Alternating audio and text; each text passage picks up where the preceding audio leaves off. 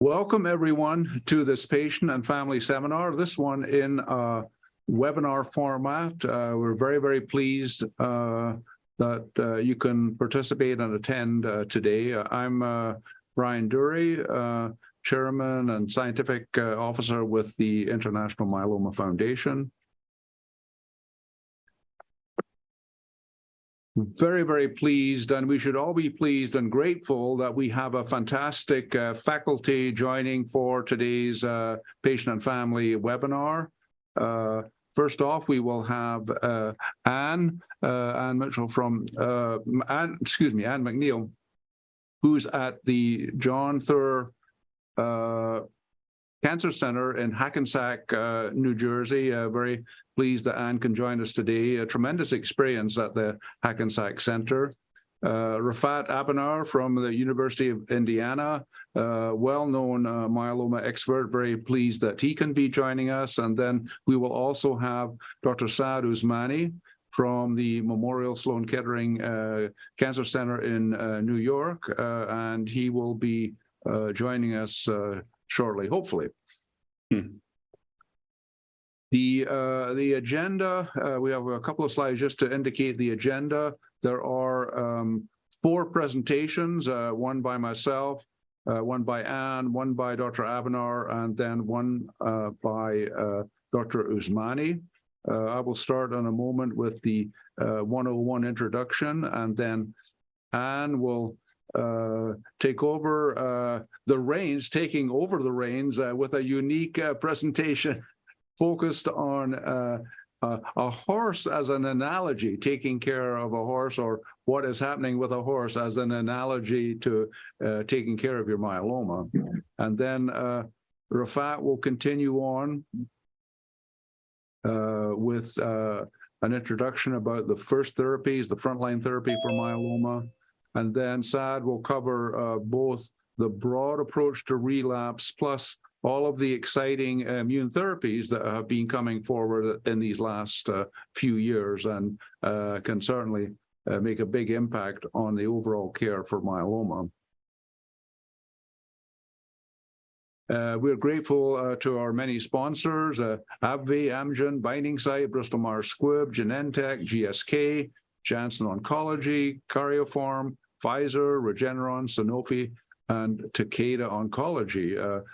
We are so grateful and so blessed that so many companies are involved with myeloma, have products which are available for myeloma patients. So really a very active time, a great time to be having access to so many options. I'll turn it over to Megan for a minute, who will go over some of the logistics of the webinar. Megan? Hi. As Dr. Durie had mentioned on the agenda, we're going to be having a few opportunities for question and answer sessions with the panelists. To participate in that, you'll go to the Q&A icon, which is shown on this slide. You'll be able to send in your questions to the panelists. Dr. Durie will moderate, and hopefully we'll be able to get to as many as possible. But if we do not get to a question that you've submitted, you can call our info line at 800-452-CURE, or you can email us at infoline@myeloma.org. You'll use this same Q&A box to send in any technical questions if you have issues, and our support team can also help you at helpdesk@medipix.com. I skipped ahead. And then additionally, we also want to hear from you. So at the end of this survey, when the webinar closes, a link will pop up to complete our feedback survey. This helps us create programs tailored to your needs and to what you want to see. And now I'll bring it back to Dr. Durie.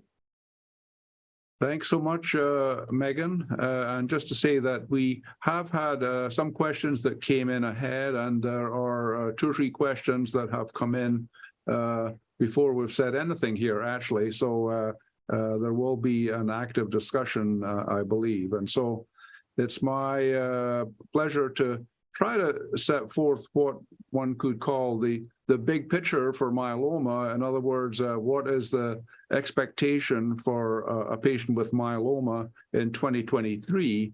To do that, I will touch on the subjects that you'll hear about later from Anne and from Rafat and Saad. Welcome to Saad. Sorry you weren't here when I introduced you earlier. So glad you can join us. So I will be just touching on what we can expect with frontline therapy in a big picture way, what we can expect in terms of outcomes, what are the big picture expectations for all of the new therapies, and perhaps most importantly, how to really track and follow how all these various treatments are working as you proceed through the myeloma journey. So what can we say about myeloma in 2023?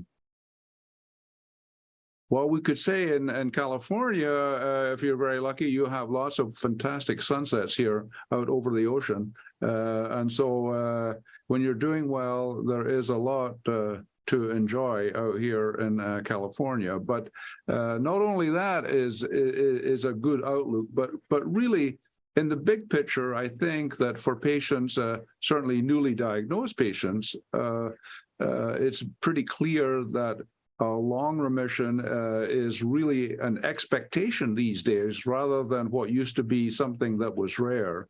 With the frontline therapies you're going to be hearing about, and then all of the backup therapies, that first remission is likely or could well be a very long one, meaning 4, 5, 6 years or longer, and that even with some aggressive approaches and combinations, it may be that even cure is on the horizon, which is getting closer and closer to reality. And so the other important thing is that we are approaching the treatment for myeloma much earlier than we ever did in the past. Diagnosis tends to occur early, and even screening can lead to diagnosis, which is a part of a number of research projects now. And so we start the discussion, what should we be doing, even earlier than we used to do in the past. If someone has high-risk smoldering myeloma, and this means smoldering myeloma where we think there's a chance that it could progress within 1 to 2 years, this is what's called high-risk smoldering myeloma, and we talk about whether or not we should watch or perhaps intervene early. And so we start with this, what we call an algorithm for patients with potential new myeloma or smoldering myeloma. This is where discussions begin these days in 2023. We're looking to see, obviously, if there are what we call the CRAB features, and these are the traditional features of myeloma, where the calcium, blood calcium could be elevated, where there could be renal or kidney problems, where there might be some anemia because of the buildup of myeloma in the bone marrow, and actual bone damage because the myeloma growing in the bone marrow can damage the surrounding bone. So these are the CRAB features, and certainly in the past, many patients had one or more of these features. However, these days, we will consider starting treatment earlier if the percentage of plasma cells is higher in that 60% range, as you can see in that box on the left there. If the free light ratio in the blood, which is the level of light chains in the blood, if that's elevated, or if an MRI or some other type of imaging shows more than one lesion in the bones. And so these are early things which can be myeloma defining events. And as I was saying, even earlier, if someone has high-risk smoldering myeloma, there could be an idea to intervene and really try to achieve the best outcome. And so it's important to realize that things have changed so much in the last 15 years, and it's clear will change even more dramatically probably in the next 5 to 10 years. And so 15 years ago, we still talked about chemotherapy. And actually, one of the questions that came in is, when you start treatment, does it always mean chemo? Well, actually, chemo in the traditional sense, the old sense of chemotherapy that made you lose your hair and have all different kinds of side effects, is mostly a thing of the past for myeloma patients now. It's still used in other kinds of cancer, like breast cancer, lung cancer, and the like. But for myeloma, we've really moved from what was a relapse therapy 15 years ago using Velcade, bortezomib, and Revlimid, which is lenalidomide. That has moved up into the frontline setting, and that is not a chemotherapy. And this is actually based on the 777 SWOG trial, which Dr. Abonour will talk about in a little more detail later. And this was a trial in which the Velcade, Revlimid, and Dex was compared with Revlimid and Dex to see if 3 drugs were better than 2 drugs. And so let me just say that we'll be trying to touch on what all these different drugs are as we go through. Next slide. And so with this particular study, the most important finding was that the length of the remission, which is in the left graph here, the PFS, this is what's called progression-free survival in terms of the number of months, and that is the length of the remission. And if you look at the red one, you can see the top one there is for patients who are under the age of 65, and the length of that first remission is 48 months. It's 4 years with that first remission. In fact, this may be one of the longest lasting trials ever in myeloma because patients are still, you can see these lines are still continuing off to the right, and patients are still actually on this trial and continuing to be monitored with an overall survival, which is remarkably good. With, you can see over half of the patients in these groups doing well beyond 72 months. So remarkably good results with what is not chemotherapy. And so the big picture is that we've moved from chemotherapy to using something like that therapy, and there are a lot of options you're going to be hearing about. That VRD, Velcade, Revlimid, and Dex could be given with a new medicine called daratumumab you'll hear about. And now what we have is we're looking at new things which are currently in the relapse setting, which is CAR-T and bispecific monoclonal antibodies. And what we're going to be hearing is what will be probably the next transformation, where those therapies will be moving forward into an earlier and even an upfront setting, is the way things are going to change. And that change will include ideas about whether or not patients should still be having an autologous stem cell transplant. And there have been 2 trials with that, which Dr. Abonour will talk about, where patients received that VRD with and without transplant. And they also had lenalidomide as a maintenance. And in that setting, the big thing that showed up actually is that transplant does make a difference in terms of the length of the remission. And what's shown here is that whether or not you stay on maintenance makes a difference. Patients who stayed on the lenalidomide as an ongoing maintenance actually stayed in remission significantly longer, with a median survival over 5 years in the Dana-Farber study, with a little bit less than that in the French part of the trial. But the main thing is that the patients receiving upfront transplant did have longer remission. And Dr. Abonour will talk about, is that sufficient to say that patients should still be getting a transplant? And that'll be an important part of the discussion. Should patients be also getting daratumumab along with their VRD? This is a Griffin study where half of the patients did get daratumumab along with their VRD. Daratumumab is a monoclonal antibody against CD38 and is a very, very effective treatment. And you're going to be hearing a lot more about that as we go forward. This Griffin study shows that if you take the daratumumab, then you're more likely to have a deep response, which is those dark blue curves on the left versus the green ones on the right, with almost a 20% difference there in the deep responses over time. And so taking daratumumab, 4 drugs versus 3 drugs, may be the way to go, and we'll talk more about that.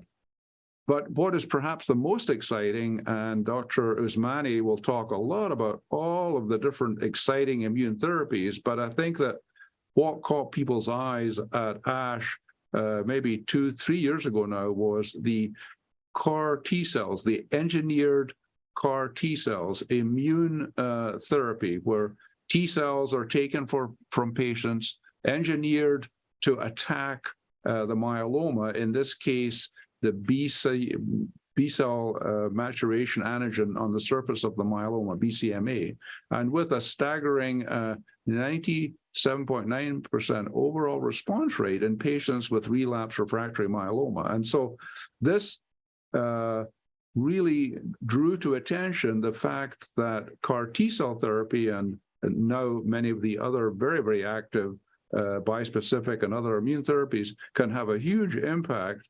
And we just are waiting to see who will be the ideal candidates and what will be the impact as we move these earlier into the disease course. And so during the rest of the session today, we're going to be talking about all of the different active drugs that we have for myeloma. And this particular slide, I suggest, can be a cheat sheet for everyone. It's got a listing of all the drugs. It's got the ones in black, which have been approved by the FDA. And so on this particular slide over on the left, you have the old chemotherapy type drugs, melphalan and Cytoxan that we don't use that much anymore, steroids, dexamethasone and prednisone, which we do use, and then the adriamycin, which is a drug that many of you probably have never even heard of that we used to use in the past. IMiDs, we still use frequently, the lenalidomide or Revlimid being the main one that we use early on, with pomalidomide being used later. And then what we call the proteasome inhibitors, bortezomib or Velcade is the main one that we use up front, but also you'll hear about carfilzomib, which is a very, very potent proteasome inhibitor, and ixazomib as well, which is an oral formulation which can be helpful in maintenance or other settings. Then I think that one of the main boxes is the one in the middle, the anti-CD38 monoclonal antibodies, where we'll have a lot of discussion about daratumumab, which is the main anti-CD38 monoclonal antibody, which is so active, and a very similar drug, ixazomib. And then belantamab in the bottom box in the middle is actually currently being withdrawn on the US market, but we still will have some discussion about that. Selinexor is approved. Obviously, the CAR T cells, cytocell and ide-cel are approved. And then teclistamab, a bispecific monoclonal antibody, was approved. And actually, we're privileged to have Saad Usmani with us, who was the principal investigator that led to the approval of this particular monoclonal antibody. But what you see is about half of the drugs on this slide are in red. And we'll be moving forward, I think, with many of them getting FDA approval in the coming years. And we just are waiting to see what will be the place for these and how big of an impact that they will have. But this is really exciting knowledge for all patients with myeloma. And you can divide those basically up into the immune approaches, and we're going to be hearing a lot about that, but also the targeted agents, the selinexor, the venetoclax, and I think maybe we'll hear a little bit about the CELMoDs, another group of agents. But as we start out the discussion today, I want to emphasize, how do we track if those various therapies are doing a good job for you as a patient? And so we're interested in two types of things. Number one is the myeloma coming under control, and how do we assess that?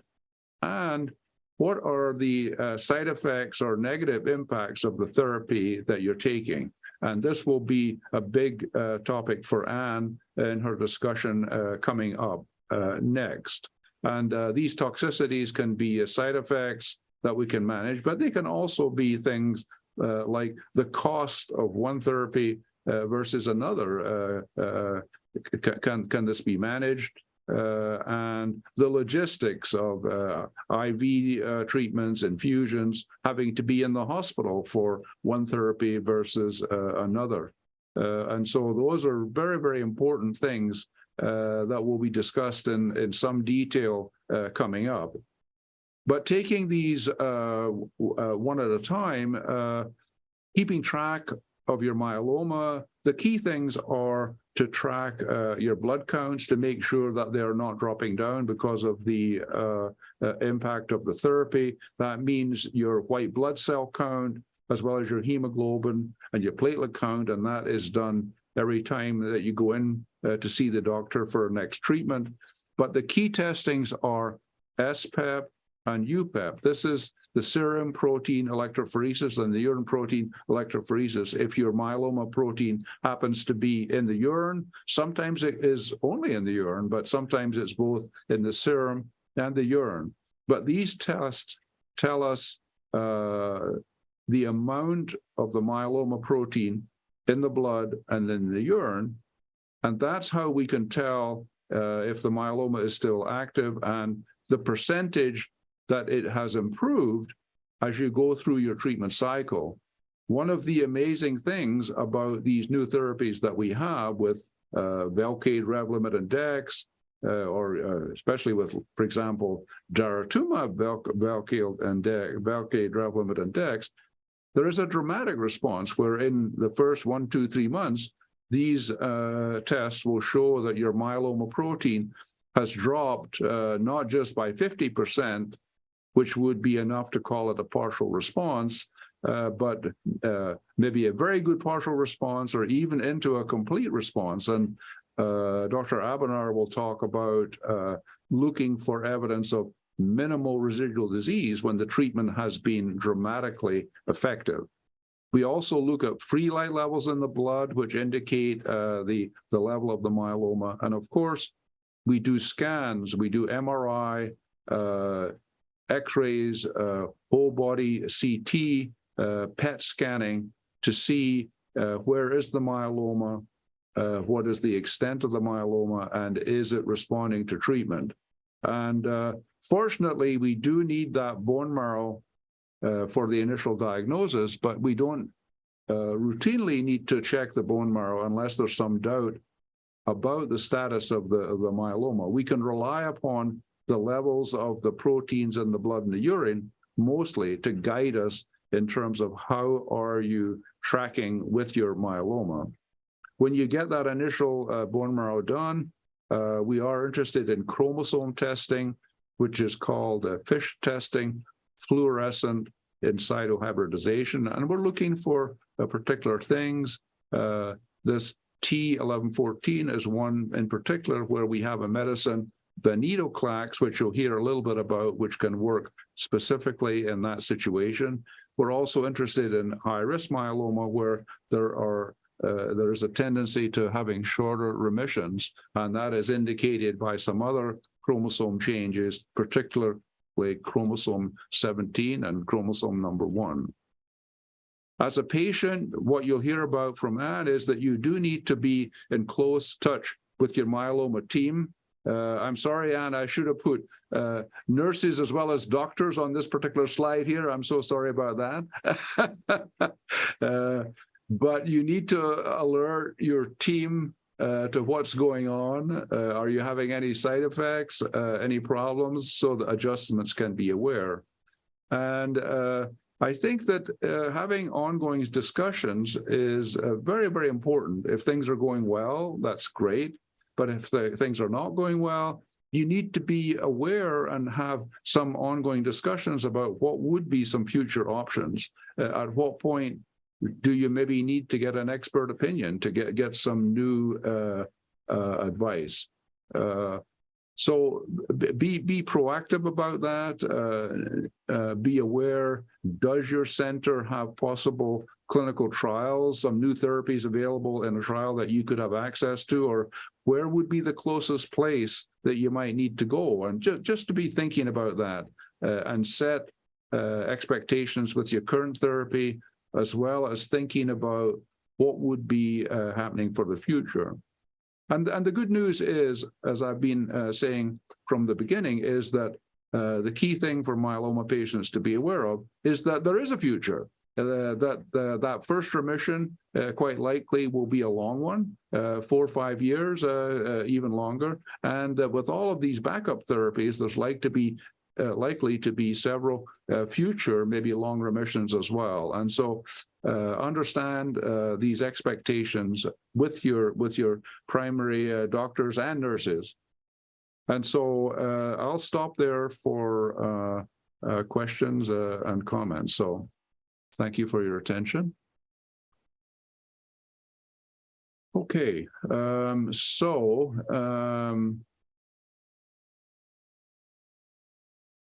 does your definition of a cure mean very long remission, albeit possible side effects and continuation of drugs, or does it mean finding the cause of the myeloma and eliminating it?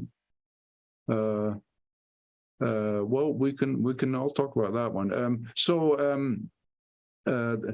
The definition of a cure is actually rather tricky. I would say that there's two definitions. One is where we don't find any evidence of myeloma, and this is MRD negative.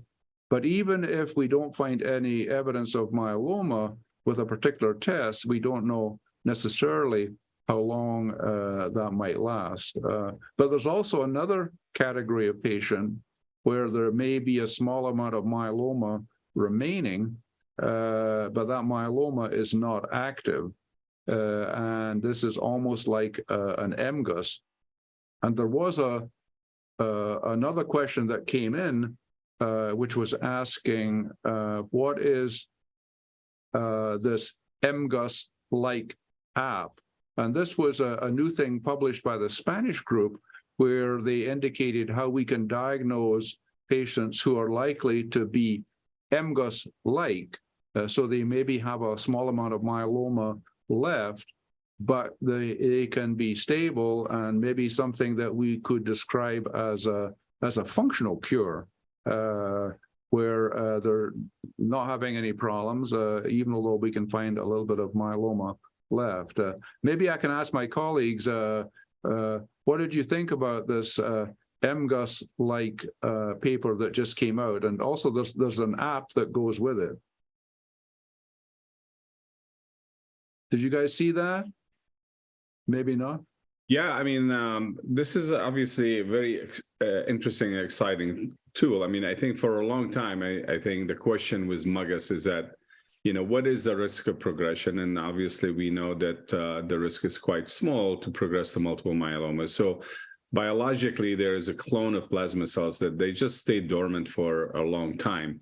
And I think the Spanish group tried to say, okay, do we have that kind of phenotypes? And I guess based on large number of patients, they came up with a way to calculate the risk. And I think it's very useful because it may give some, comfort to the patient that based on this calculator that your risk is not going to be that high. And, I think one of the most alarming thing about, when you get diagnosed with MGUS, and I was in the clinic today and I had several patients that I tried to say, okay, I mean, this is MGUS, this is what we know about it. Usually it's a benign condition. We cannot say it's a benign monoclonal gammopathy because there is a small risk of continuing to progress.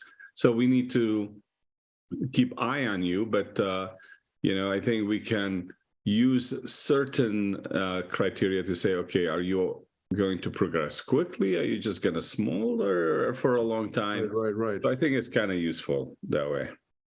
Right. So will you be able to do that at MSK, Saad?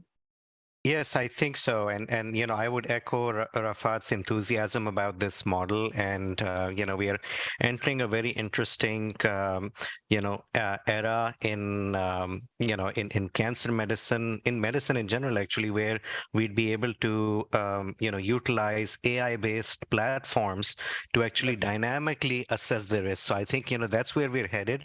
And this is our first step. And, it's good to have these kind of models available to both physicians and patients, and have an open two-way conversation about it as well. No, I agree. I think it's an excellent first step in that direction.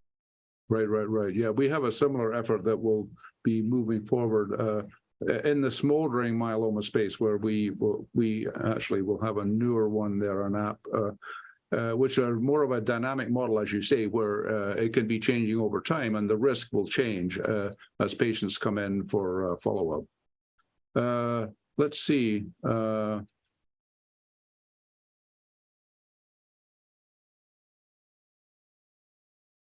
When I was initially diagnosed, Saad, you may wish to comment on this. Aggressive high risk. How is the aggressive high risk determined, and what does it mean with regards to relapse or other health issues? So you want to make just a brief comment? You'll talk a little bit about it, maybe related to relapse. You want to comment a little bit about high risk? Certainly. So, what high-risk active myeloma means is that, patients are at a higher chance of the myeloma coming back sooner than expected. And we have certain chromosome abnormalities as well as clinical features that can, be prognostic for that. And what we have started to do now from a treatment standpoint is develop different strategies for our, identified high-risk patients, and in terms of, the kind of induction treatment we may give them, or maintenance treatment that we may give them. So, that's the key issue. However, I think, even the outcome of our, high-risk patients has improved, quite a bit over the past decade with the introduction of novel treatments. And so, I would welcome comments from Dr. Abonour as well, because, we're really fortunate to now have several clinical trials just focused on high-risk patients and trying to find the best strategy for them. Absolutely. Yeah. We also two ways to manage that. One of them, again, is what's called a functional high risk. This is patients where they have actually relapsed within that first year, and then that there is a problem with a tendency to early relapse, and managing those patients is an important strategy. And as you say, Saad, many of the newer therapies are actually doing a pretty good job for this subgroup of patients. Yeah. Okay. Well, I tell you what. Why don't we maybe go ahead with our next presentation, and then we can pick up maybe a broader discussion after Anne's presentation. So why don't you right off into your talk, Anne, taking the reins. Yes. for your care.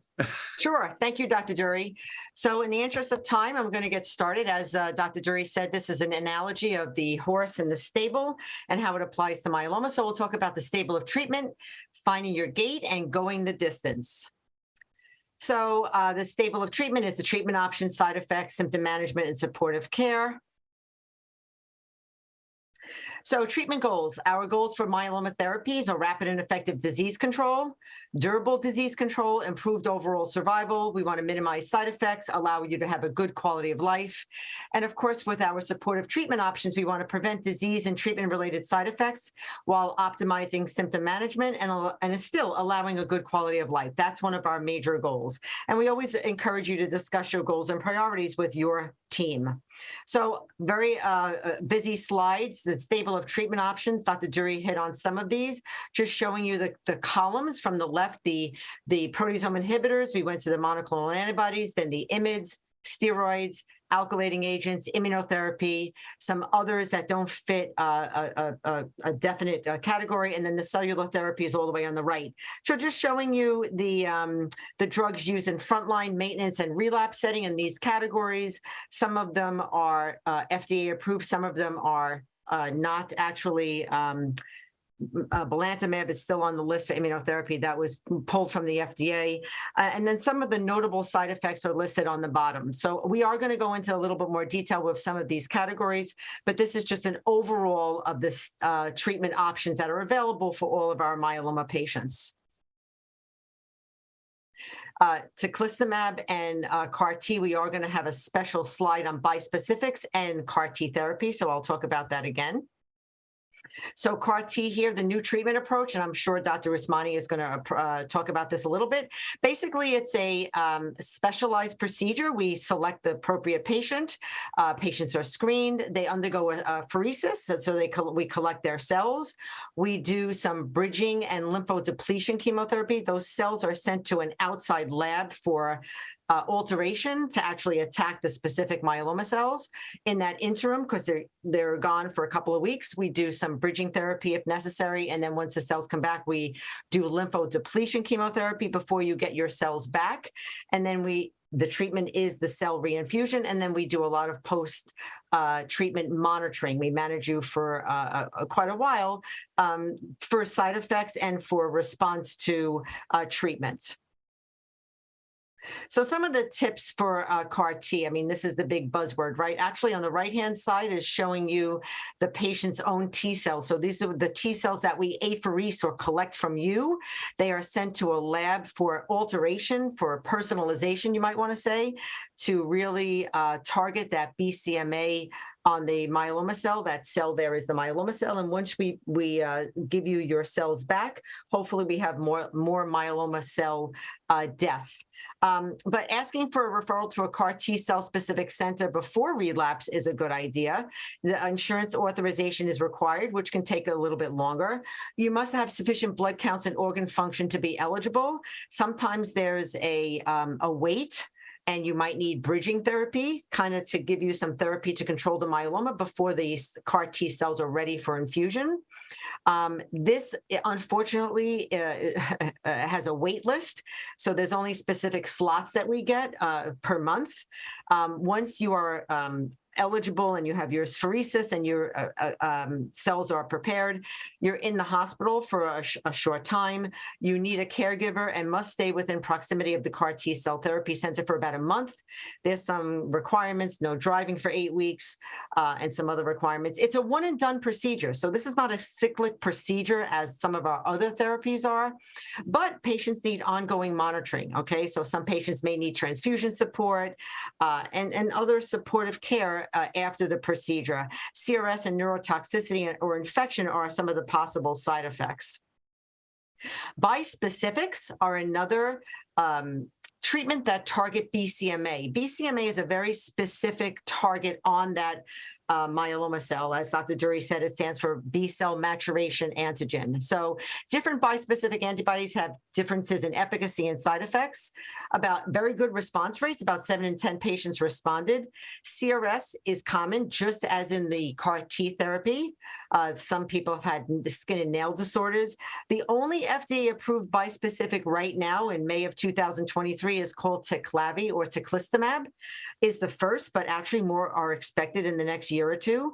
This is an off-the-shelf treatment, which means that it's not personalized for you. The doctor can order it, and we don't have to wait to give you this treatment. The route of administration and dosing schedule will vary depending on the specific product. Teclistamab is a subcutaneous injection. Some of them are IV.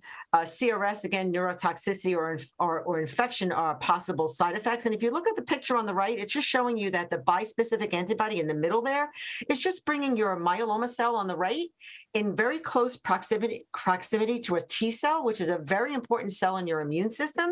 And that leads to cell death. So that's kind of an easy way to describe how bispecific antibodies work. Two little sort of edges to the molecule that bring two cells together. So again, CRS is a common but usually mild side effect for CAR T therapy and the bispecific antibody therapy.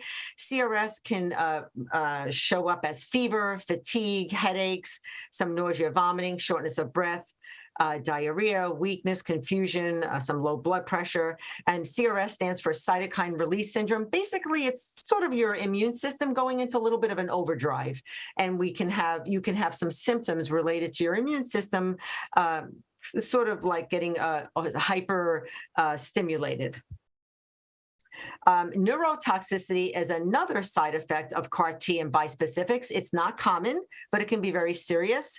Some of the side effects in this category are headaches, confusion, hallucinations. You can have weakness, nerve palsy, tremors, seizures, encephalopathy, which is altered brain function. So we really monitor you from a neuro perspective while you're getting these drugs, just to make sure that this side effect isn't, going to show up.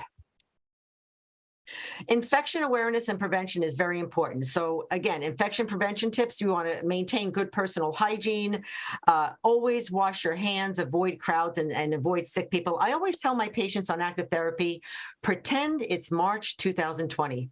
And we all remember what happened in March 2020, right? COVID really reared its ugly head. I mean, we always wanted our patients to have good infection control awareness, but I think we have to really stress these infection prevention tips. Sometimes we have to institute growth factor support with injections to raise your white count, sometimes immunizations, but no live vaccines. And sometimes we give medications to help reduce the incidence of infections. COVID, the best way to prevent illness is to avoid being exposed to the virus. Again, staying away from sick people, using a mask when you're in crowded areas. Get the COVID vaccine and booster. We still recommend these vaccines for our patient population, even though they may be a little bit less effective in patients with compromised immune systems. We still are recommending them.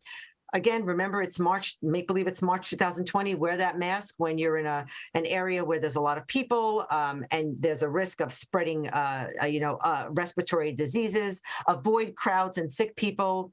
When you're indoors, especially, I'm on the East Coast in the winter, everybody's indoors and there's a lot of crowds and sick people are just in close contact with each other. You want to avoid kind of that. And of course, washing your hands often. And then reporting fever to your healthcare team, anything above 100.4, shaking, chills even without a fever, dizziness, shortness of breath, difficulty breathing, low blood pressure. These can all be signs of infection. The compromised immune system that the patients can experience comes from the disease and from treatments. And infection is a very serious consequence for myeloma patients. We do have to be mindful of this, and patients need to know what to report, when, and why. Some infection guidelines, so the type of prophylaxis. So HSV and VZV, this is the shingles kind of prevention. We give the standard prophylaxis recommended for all patients with myeloma. You might be on a cyclovir or Valtrex. PJP is another bacterial infection, very noted with bispecific agents and CAR T therapy. We can give you some prophylaxis, some medication to reduce the incidence of this infection. Other bacterial bacterial and fungal infections can occur. We might also give you more medication, especially if your absolute neutrophil count, a special white cell count, is low. COVID-19, we can consider monoclonal antibody therapy for patients receiving bispecifics or CAR T therapy based on your institution-specific protocols. If you have low gamma globulin levels, which is common in myeloma patients, we might recommend IVIG infusions. GCSF is the shots, the Neupogen, Neulasta, Granix, Zarzio. These can be given to help maintain a sufficient white count to help you fight infection. So supportive care to address side effects. Don't change the horse midstream, right? It's important to stay on myeloma treatment to control myeloma cells and get the most from each treatment. Responses tend to deepen over time. Talk to your team if the side effects are becoming bothersome. Your team can help you, but only if they know. We're not mind readers, right? You have to communicate with us. So some of the side effects or issues are listed here in the columns, and on the row is some of the medications and stuff that we can do to offset this. So DVT and PE prevention, these are the clots that some of our treatments can increase the incidence of. We might recommend blood thinners, compression stockings, and some lifestyle options like stopping smoking, lose some weight, maintain activity. Bone health, we might recommend bone strengthening agents like Exgeva, Zometa, Pamidronate, calcium and vitamin D. Sometimes we also do physical therapy, increasing activity, keeping your kidneys healthy, staying well hydrated. Sometimes our patients are on dialysis for a short term. We recommend certain avoiding harmful medications and using dose reductions of other medications that are harmful to the kidneys. Again, I don't want to belabor this, but infection prevention, using antimicrobial prophylaxis, IVIG infusions, injections, masking up, hand washing, avoiding crowds, avoiding sick people, monitor for fever, and taking the appropriate COVID precautions. If you're a patient that has neuropathy, again, we sometimes, very tough to manage. Getting diabetes under control can help. Sometimes we have certain antidepressant medications or anti-neuroleptic medications that can help. Vitamins can sometimes help. Massage, acupuncture. There's a lot of anecdotal supportive care things that can help. GI symptoms can also occur. We can see nausea, vomiting, diarrhea, constipation. I think we can meet with our nutritional support people in the clinic, and the nurses and doctors can also help you with prescribing anti-nausea meds, medications to help your bowels. Making good dietary choices and avoiding certain foods can help. Maintaining an active lifestyle and staying well hydrated, also very important for GI. So the symptoms of myeloma, they're physical, fatigue, constipation, pain, neuropathy, sexual dysfunction. These are all physical, but we can also see psychological symptoms of myeloma, right? Some of our patients are depressed, some of them are anxious, some of them have insomnia or a lot of sleep disturbances, decreased cognitive function, that so-called chemo brain, right? Decreased role in social function. And of course, we can't not forget the financial burden, right? I always think that one of the side effects or toxicities of myeloma is the wallet, right? The financial burden or the financial toxicity is definitely something we need to address. Steroids. I'm sure you're, as patients and caregivers, you're all familiar with steroids, the good, the bad, and the ugly, right? Steroids are a backbone and work in combination to enhance myeloma therapy. So they work synergistically to increase the efficacy of a lot of our agents. I think managing steroid side effects is important. Have a consistent schedule. Some people, it's best to take it in the morning. Some people, it's best to take them at night, depending on when they get that sort of hyperactivity related to the steroids. Always take them with food. They can cause a lot of stomach upset. You can use over-the-counter or prescription medications to help with the abdominal discomfort. Medications to prevent shingles and other infections is important because steroids are also immunosuppressive. And the steroid side effects are on the right-hand side here. Basically, steroids affect every single part of your body. They can affect your mood, your sleep schedule, your vision. They can increase the risk of cataracts. They can make you sweaty and cause flushing. They can make your have an increased risk of infection. They can cause palpitations, increase your blood pressure. They can cause stomach bloating, hiccups, heartburn, ulcers, gas. They can make your muscles weak. They can make your muscles cramp. They can make you retain fluid and gain weight. They can make your hair thin and can cause some skin rashes, right? They can, again, fluid retention and increase blood pressure. If you're a diabetic, it's important to realize that steroids can increase your blood sugar level. So very important to note this. I mean, these drugs sound pretty interesting, right? These are not benign drugs. So even though they are not technically chemotherapy, we need to be aware of all the side effects of steroids. GI symptoms, diarrhea can be caused by medications. Constipation can be caused by medications. Again, avoiding caffeinated, carbonated, or heavily sugared beverages, taking anti-diarrhea medication if recommended. The brat diet, bananas, rice, applesauce, tea, and toast is sometimes recommended for the diarrhea. Constipation, increased fiber. Fruits, vegetables, high fiber, whole grain foods, and sometimes using Metamucil, Benefiber, those kinds of things can help. Always increase your fluid intake with both diarrhea and constipation. That can help with the GI function and helps kidney function. And also just tell us what's going on so we can make adjustments to your medications and help you control these side effects. Pain can significantly compromise your quality of life. Many sources of pain, including bone disease, neuropathy, sometimes medical procedures. We'd like to manage pain, but we like to prevent it whenever possible. So bone strengthening agents to strengthen your skeleton, medications to prevent shingles, sedation before procedures.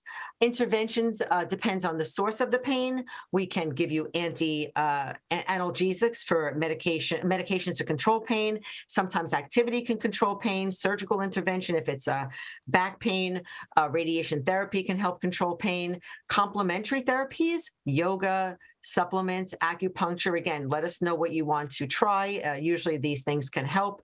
Scrambler therapy is using electrodes to manage pain. That can also help with neuropathy. It's very important. Again, those lines of communication need to be open. Tell your healthcare team about any new bone pain or any chronic pain that is not adequately controlled.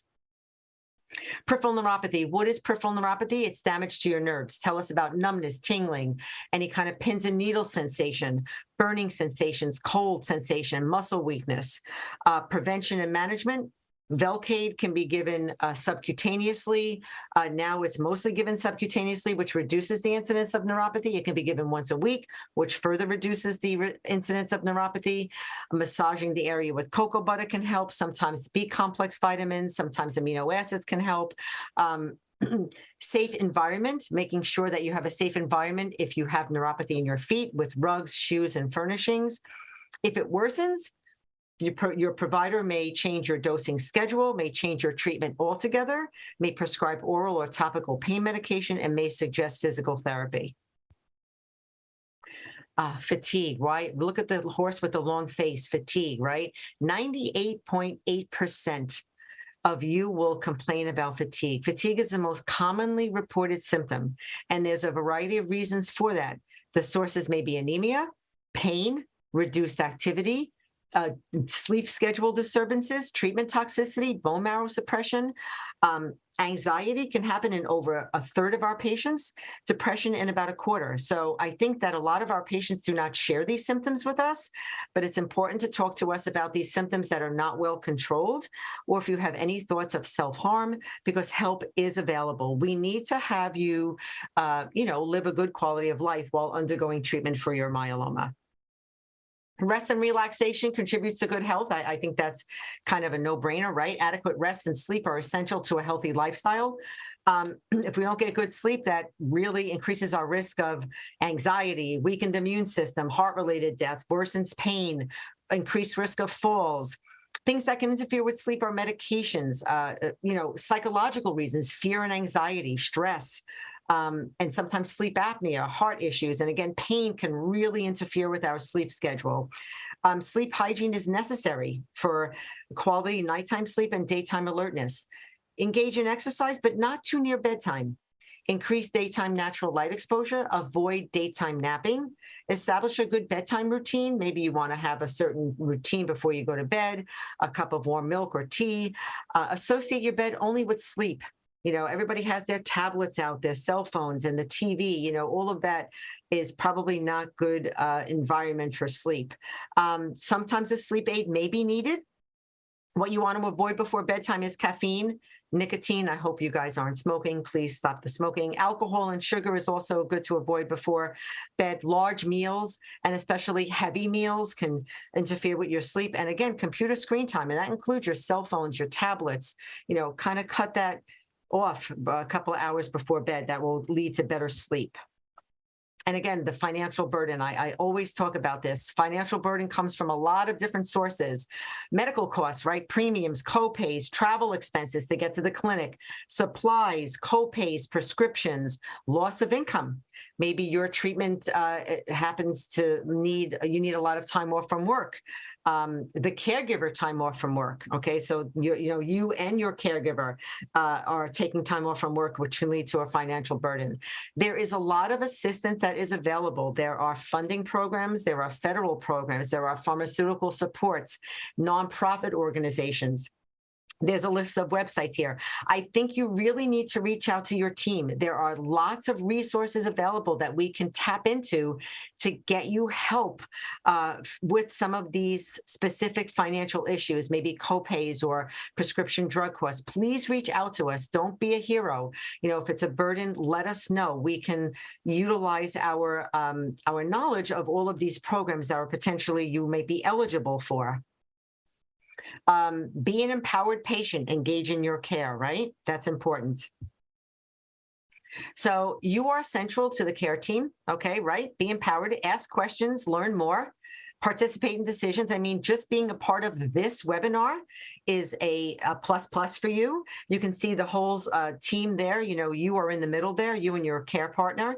Then you have your primary care provider, you have your pharmacist, your hemonc, your myeloma specialist, your support network, family, friends, the allied health staff, the subspecialists. Everybody is a part of your team.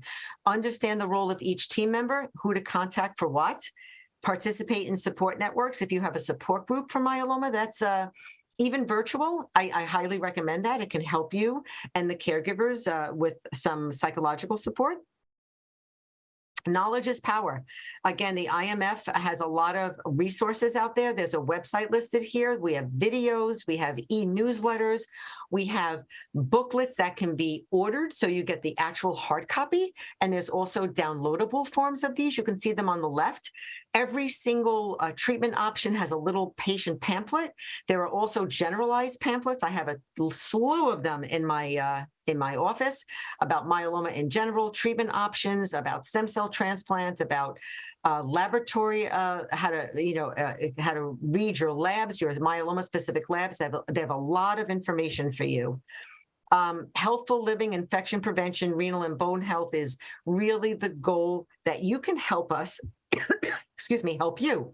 Again, we talked about maintaining good kidney health, okay? Managing the myeloma, keeping well hydrated, avoiding drugs that are harmful to your kidneys. Some of these drugs had to be dose adjusted because of your kidney function. Diabetes management. Remember, diabetes that is out of control can also hurt your kidneys, so you want to keep your diabetes under control. You want to protect your bones. Nutrition, calcium and vitamin D support, weight-bearing activity, walking is excellent. Bone strengthening agents from your primary care, from your myeloma specialist. Preventive health care. Health screenings, vaccinations, stop smoking, eat well, dental care. And just because you have myeloma doesn't mean you don't have to get your mammography, your colonoscopy, your PSA checks. We want you to continue to have all of these health screenings that are suitable for your gender and your age group, right? Try to maintain a healthy weight with good nutrition and activity and exercise. Manage stress. It's tough. You have a lot on your plate, but rest, relaxation, good sleep schedule, mental health, social engagement. Again, try to join a support group that can be helpful. Complementary therapies do have a role, and an ounce of prevention is worth a pound of cure. That is true, right? Keeping active, right? Movement therapies can reduce stress, promote sleep. Yoga, Pilates, they have both shown to improve sleep and sleep quality. They improve your mood. So definitely something that you might want to look into. Keep a log or journal of your activity. Notify us, your healthcare provider, about any sudden onset of pain, progressive weakness, headaches, blurred vision, numbness, tingling. We do want to know about these things. Dehydration is really not a good thing. That can lead to low blood pressure and falls. Please stay well hydrated. Of course, if you're undergoing dialysis or have some other issue like heart disease where you might be volume sensitive, you're going to listen to your other healthcare team members about your fluid restrictions, but in general, you want to stay well hydrated. Do not overdo it. Do not force exercise. If you're hurting, you want to stop, and also, don't try things without discussing it with us. We will let you know if it's a good idea or a bad idea. But in general, we want you to have a good quality of life. Myeloma bone disease may affect your ability to do certain movement activities. Again, check it out, review your activity interests with us, and we'll let you know if it's a good idea or not, okay? The Nurse Leadership Board is something that I am proud to be a member of. We are a professional partnership that includes oncology nurses throughout the country and throughout the world. And there's a Myeloma University. So this is a comprehensive online educational program on myeloma. And you can actually visit the website, or there's the QR code here. I highly recommend. It's universitymyeloma.org. So it's something you might want to be interested in checking out. And I think that concludes my presentation. I'll open it up for questions and answers, but I'll leave Dr. Durie to control the questions and answers. Thank you so much. Thank you so much, and for that comprehensive review of what's really important for so many patients. So there are quite a few questions have been coming in. Well, I'll start with a simple one. Just so somebody says, well, CRS, oh gosh. So what exactly is CRS? So just cytokine release syndrome, right? you talked about it, but right. It's just it's sort of the immune system going into overdrive. So it's kind of a stimulation that. The easiest way for me to say it is it's a stimulation of your immune system. I know Dr. Usmani is going to be talking about some of these therapies. He might touch on that as well. But it's sort of like it shows up. It could be a fever. I mean, I mentioned something about fever, hypotension, hypoxia. You might be a little short of breath. You might have low blood pressure. You might have a fever. It's just a sign that your immune system is responding to the treatment. So Is it a good thing? It could be a good thing, but sometimes it gets out of control and we need to quiet it down a little bit. Right. So we talk about that fairly casually, but CRS is a really important collective name for side effects that we get with these immune therapies, particularly CAR T, but also with the bispecific therapies. So another one for you, this word, scrambler therapy. That sounds amazing. Yeah, I don't know too much about it. It uses electrodes to kind of to block transmission of pain signals. So again, I'm not too familiar with it. I don't know a patient who's had it, but it's sort of like I get electrode therapy. I'm not, if anybody knows a little bit more about it, I'm willing to hear about it. But I've heard of it, but I don't know anybody who's actually had it, has used it. Okay. All right. Any of you guys, do you guys, Saad or Rafat, do you use this type of therapy? No. Okay. No scrambling. There doesn't seem to be much scrambling going on. Okay. All right. Then the slides will be available. A second dose of Evusheld, should you take that? I think maybe we could talk a little bit. There was a broad question that came in about COVID, and you did talk a little bit about COVID, but maybe, I think that, by the way, the scrambler, I think it is a little bit like a TENS unit. Yes, I was going to mention that, yes. Like a TENS unit, Yep. Yes, very, very similar. So maybe, Saad and Rafat, maybe you could comment on how are you managing COVID day to day now? We were so obsessed with like keeping up with our vaccinations and masks and all kinds of different things. But how would you describe your day-to-day care related to COVID right now? I mean, I think, the good news is that I think a lot of people are immunized, and the strain that we have right now is not very virulent. So I think, we are not seeing really the severe cases we saw in the early days of COVID-19. Patients are getting it, getting over it. I think, obviously we do recommend the immunization. I am in the habit of monitoring the antibody against COVID-19, so I can tell my patient if they have antibodies or not. I think it'll give me some level of comfort that if they have antibodies against the COVID-19. So I monitor that. If I start seeing that they are losing it, equivocal results or negative, I encourage them to get vaccinated. We have a lot of patients now who are being treated with anti-plasma cells directed therapy, whether, BCMA targeted therapy, CD38 targeted therapy, the daratumumab, the bispecific, the CAR T cells. All of these patients become, as you heard from hypogammaglobulinemic. Their normal IgG, and I always, calculate the normal IgG, because some of the IgG can be monoclonal protein. So you have to know which one is, what is your normal IgG? And if they're low, we're giving intravenous immunoglobulin. We supplement their immunity with normal immunoglobulin. And because the immunoglobulin is coming from normal, healthy, donors that have been around COVID-19 for the last couple of years, they do have antibodies against COVID-19. So I am totally impressed by the level of, protection that our patients have today, our ability to provide extra protections. I encourage vaccination. And again, the most important thing is that we always have to be careful. I mean, when I get on an airplane, when everybody's coming on an airplane, I have my mask on, and I probably won't take it off until somebody, I'm sitting to people around me who are not coughing, sneezing, and doing all that stuff. So it's very important that we are careful, but we're not going to live in a bubble. It's time to live your life. Loosen up a little bit. Yes. Yeah.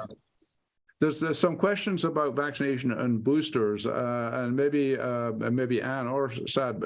So, and I get this question all the time. Most of our patients, and I suspect most on this webinar, have had their vaccinations and probably at least one of the what we call the bivalent boosters. But now patients are coming up to 4 to 6 months, and they are wanting to know, well, should they be getting another booster, perhaps?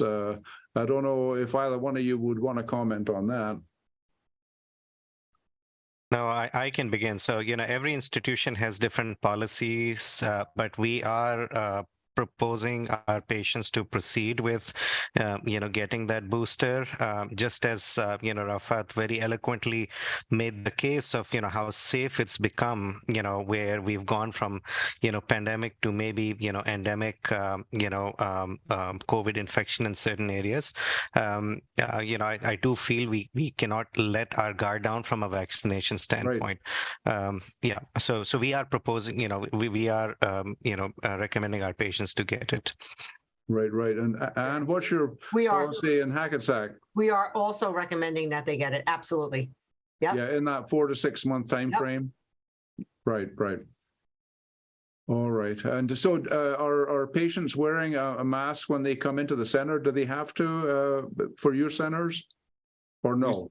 Yeah, I mean, in our transplant unit, in our cancer, the hospitals is not mandating masks, but in oncology areas, we're still doing masks. Same here. So actually, the guidelines are a little bit less restrictive for the solid malignancies, but for the blood cancers, it's still highly required in the transplant units and the leukemia, lymphoma, myeloma world.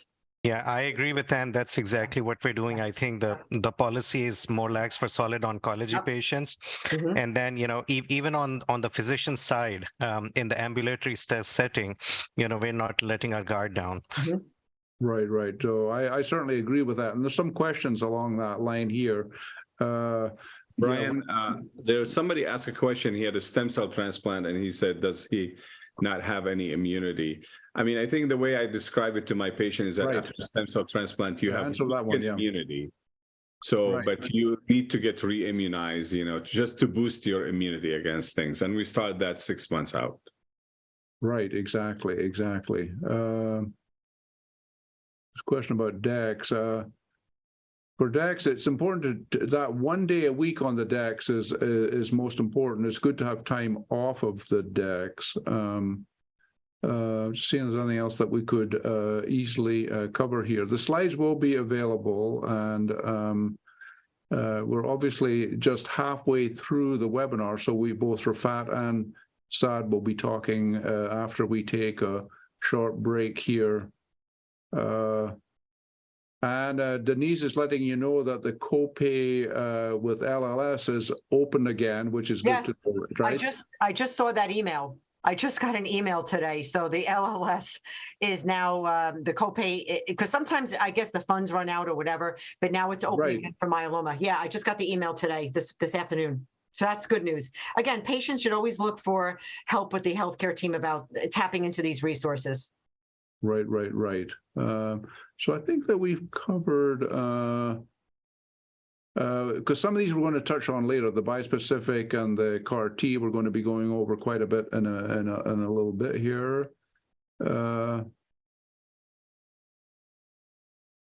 All right. Well, there was one question here about the MGUS-like phenotype. Yeah. So this is a little bit confusing in the sense that this MGUS, the monoclonal gammopathy of undetermined significance, which is a very, very early precursor of myeloma, is MGUS. But this whole thing is about patients with myeloma who've actually gone through therapy. So patients have gone through treatment for myeloma, and then they're stable. And then it kind of looks like an MGUS again. So it's kind of like a secondary MGUS where after going through all the treatment, maybe a transplant, all kinds of things, their levels are low and stable. And this is what we call MGUS-like. And so what the Spanish group were able to show is that it's possible to identify patients who are MGUS-like, which is very helpful, because they're stable and they don't need to have any treatment, and one can safely monitor them possibly for quite a number of years. So this is a category of patients who have actually had myeloma but are now being followed after treatment. Welcome back after the break. As you see, this is the agenda. We will have Dr. Rafat Abonour in just a moment, to be followed by Dr. Saad Usmani. So very important couple of talks here. So I would very much like to welcome Dr. Abonour, who will talk about frontline therapy, the initial therapy for myeloma patients. Very, very important first step for myeloma patients. So very pleased that Dr. Abonour can be with us today to present this topic. Welcome, Rafat. Thank you, Brian. Good afternoon and good evening, wherever you are. Thank you so much, Brian. This is an exciting time in multiple myeloma. We've been doing this for a while. We haven't seen such amazing drugs and amazing results in a long time. So it's a good time, I guess, and hopefully I'll show you some of the progress that we've made in upfront therapy. Okay. So we're going to try to move the slide. Clicking. There you go. Here we go. So I guess, when you diagnose with multiple myeloma, what are the goals of therapy? I mean, I think two things. Obviously, you're diagnosed because you have symptoms related to the myeloma. You have bone pain, you have anemia, you have kidney failure. We're so excited about the slide here. Let's see what's going on. Let's go back to the previous slide. My clicker does not want to cooperate. Okay. Previous slide, please. Previous. Yeah, let's go here. All right, symptoms control. That's really important. So we need to, get you under control quickly. And probably part of the, important thing is that if you have kidney failure, high calcium, we're going to hydrate you. We're going to give you steroid. Believe me, steroids are very important in the first month or two of therapy. After that, we can ditch them. And obviously, you want to control the disease. You want to make sure that you get rid of as much myeloma as you can, and you want to minimize the toxicity. And the goal is to live as long as possible. And, we need to achieve that. So I think what's evolving is that the depth of response matter. How much myeloma you get rid of is very important. In the old days, the best we could do is partial response, get rid of 50% of your myeloma. And when that happens, the patient didn't live that long. The median survival 20 years ago used to be 2 to 3 years. And then 10 years ago, 5 to 7 years. And now it's getting better. Why? I believe because of the depth of response. Because look at it. If you leave PR here, that's partial response on the left, what you're seeing is that it's taking not much that long to go back to where you started. But if you get rid of complete remission, it's going to take longer. But if you start getting rid of a lot of myeloma, stringent complete remission, your myeloma protein is gone, your free light chain is normal, no myeloma cells in the bone marrow, it's going to take much longer to relapse. But then what happened, that we start looking at something you heard from Dr. Brian Durie, minimal residual disease detections. We start improving on that. And when we improve on that and we get rid of the majority of minimal residual disease, you can see the curve. It takes much longer to relapse. And hopefully, when you reach these amazing minimal residual disease undetectable, your relapse may not happen for 30 years. And that means hopefully you are cured. So getting to that level of response, I think, is really very important. Okay? So for some reason, It's working. It's working. Yeah, there's a slight delay, I think. Yeah, there is delay. I don't know why. Anyway, so basically, what we're trying to do here is how do we detect minimal residual disease? And there are two ways to do it. But why is it important to get minimal residual disease? I think it's emerging as an important marker of lasting clinical benefit. So when we look at clinical trials that have looked at minimal residual disease, patients who achieve minimal residual disease tend to have longer remission and longer survival. And we use two ways. One is flow cytometry that the IMF really sort of brought to America from Europe. The flow cytometry using 8 colors and 10 colors flow cytometry has a decent sensitivity of 1 in 100,000, and in good hands, it can be even 1 in a million. And it's really nice because what the pathologists, when they're doing the flow, they're looking at actually abnormal plasma cells. And they can tell you if they have like 1 cell in a million or 10 cells in a million. And that's usually informative. And it's easy because you don't have to have your initial bone marrow to know that you have abnormal plasma cells. Abnormal plasma cells are there when you were diagnosed, when you relapse, and when you still have disease. The other more sensitive assays is the next generation sequencing. You have to have the original myeloma samples when you are diagnosed. We generate sequence specific for your disease, and then we follow you. And that's, after transplant, we can use these sequences to look at these cells and find them. And the sensitivity is usually 1 in a million. So 1 log more sensitive. So why is MRD useful? Because it's predict the outcome. Here, there are 2 data showing if the patients achieve, this is a large set of patients, if you achieve minimal residual disease negative, you're going to enjoy a better time without relapse, and you're going to enjoy a longer survival. That one on the right is looking at overall survival, and on the one on the left, that graph is looking at progression-free survival, those time without relapse. And the more sensitive the assay, the results are more actually important and reliable. Okay, so now the thing about it is that if you get minimal residual disease, it may lead you to, enjoy a very long, progression-free survival, living without the disease. And what you can see on top is that even patients with high-risk disease who achieve minimal residual disease are behaving like patients what we call standard risk myeloma. So when we say you are high risk versus standard risk of what? The risk is for a short remission and short survival. And you can overcome that by getting rid of the myeloma to a level undetectable by these sensitive assay. Because if you don't have the myeloma cells around, you get rid of the high-risk clone. That's a good thing because they're not gonna, become more aggressive and cause relapse quickly.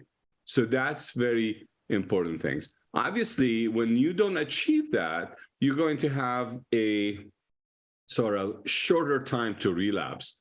So we need to sort of, work on that group of patients to try to improve their outcome.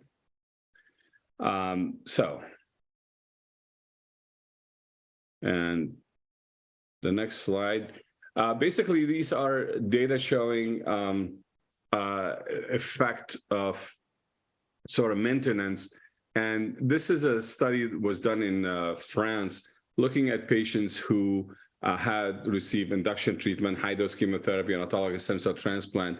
And if they achieve MRD negativity, they enjoy, and they had a longer time with good survival.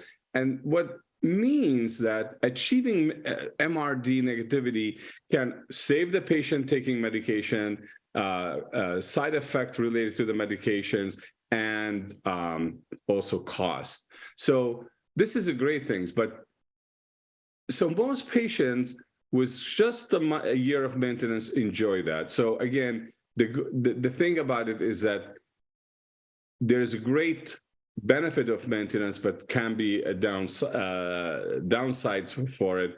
And that's why, for example, some of the work that being done, and I'll show you an example of clinical trials that focus on achieving minimal residual disease that is sustained, and showed that actually that's a, maybe a different way of managing patients. All right. And this is just, I'm trying to make the case that minimal residual disease negativity is very important. And again, when you achieve a sustained minimal residual disease, the survival is, look at it, flat. I mean, there's nothing, better than seeing a curve that is flat. When you start seeing a drop off, when people are not doing well, either relapsing or not surviving, that's not a good thing. So MRD negativity is so important for improving overall survival. All right.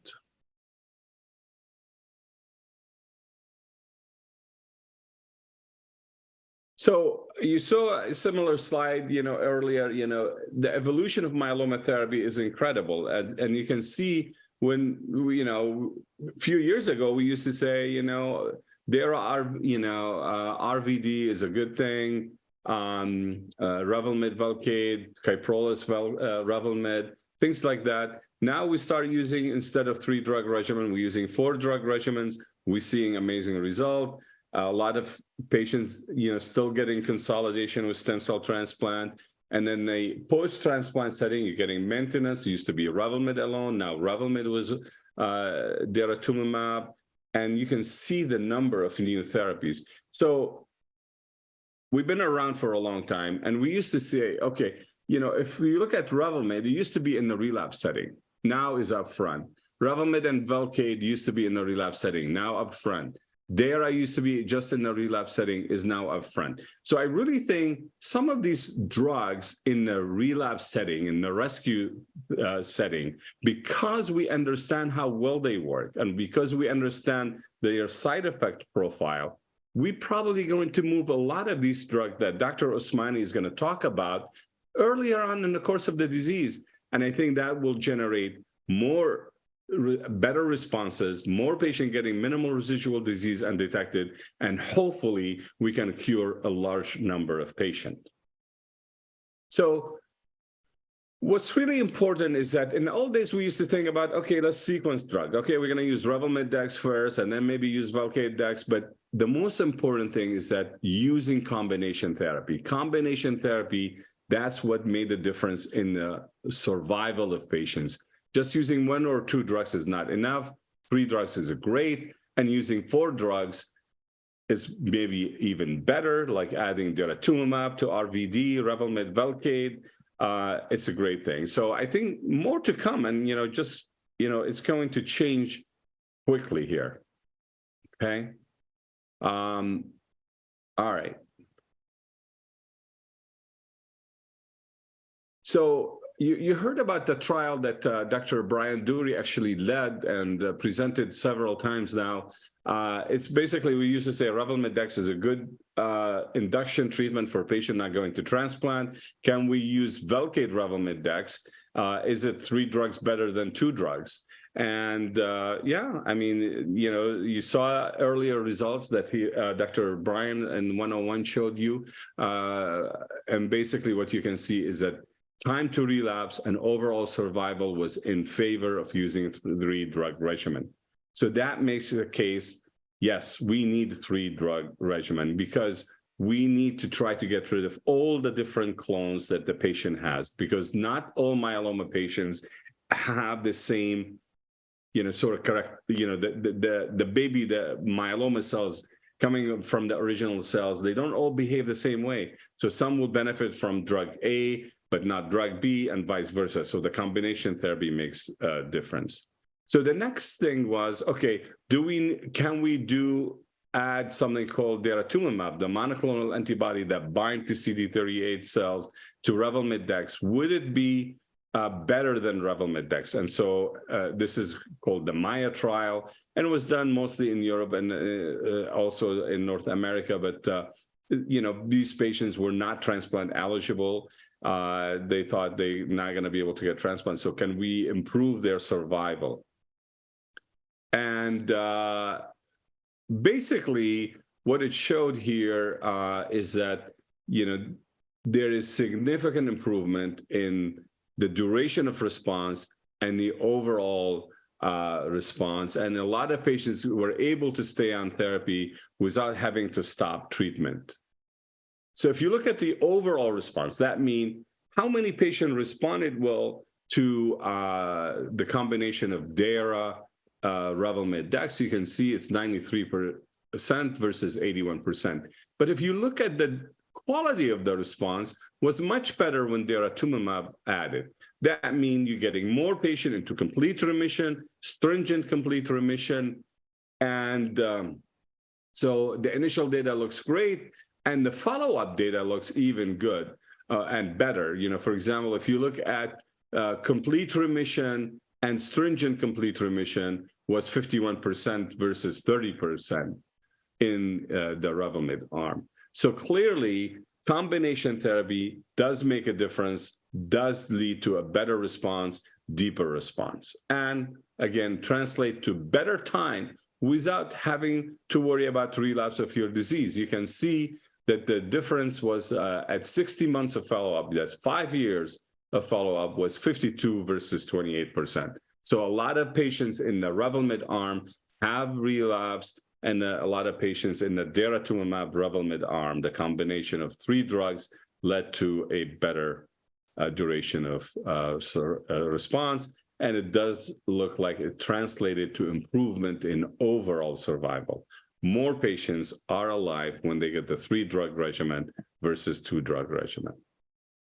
So, and they follow them for some times, and the median time to next treatment, that means, because you can judge the regimen, is that how long it took you to get into a different line of therapy.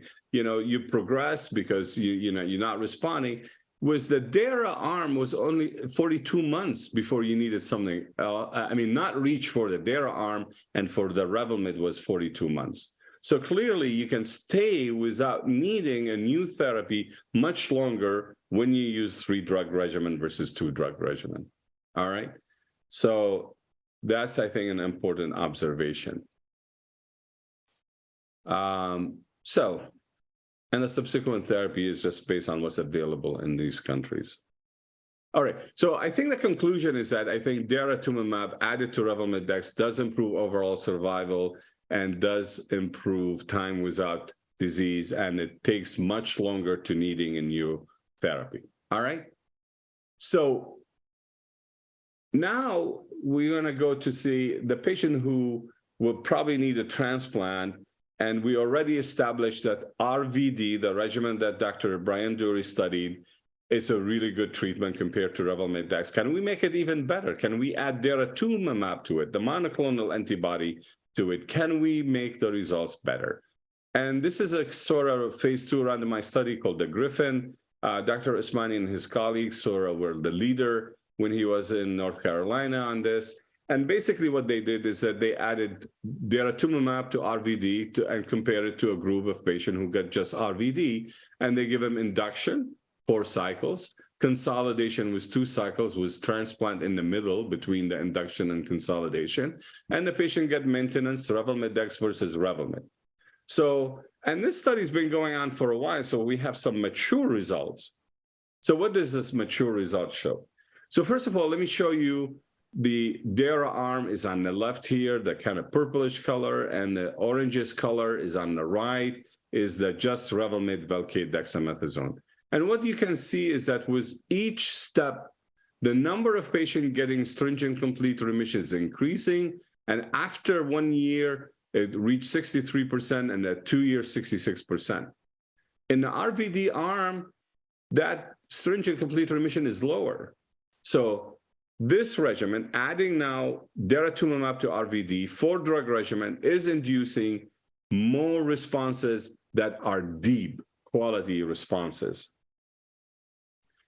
And this is the result of minimal residual disease testing. We talked about earlier, and that MRD negativity is very important. And what you can see here is that getting MRD negativity increased with each step in the DARA arm from 22% to 64%. In the Revlimid arm, went from 80 to 30%. So twice as many patients after 2 years of therapy are achieving minimal residual disease. That's unheard of. I mean, so I think it makes sense that the 4-drug regimen are producing deeper response to a level that undetectable in the bone marrow. All right. Okay. I have to figure out my clicker here. And you can see the time to MRD negativity is faster in the DARA Revlimid arm, and you can see larger number of patients achieve that, while the people who just get Revlimid Dex was, they got there, but not as high, the percentage, and not as fast. So basically,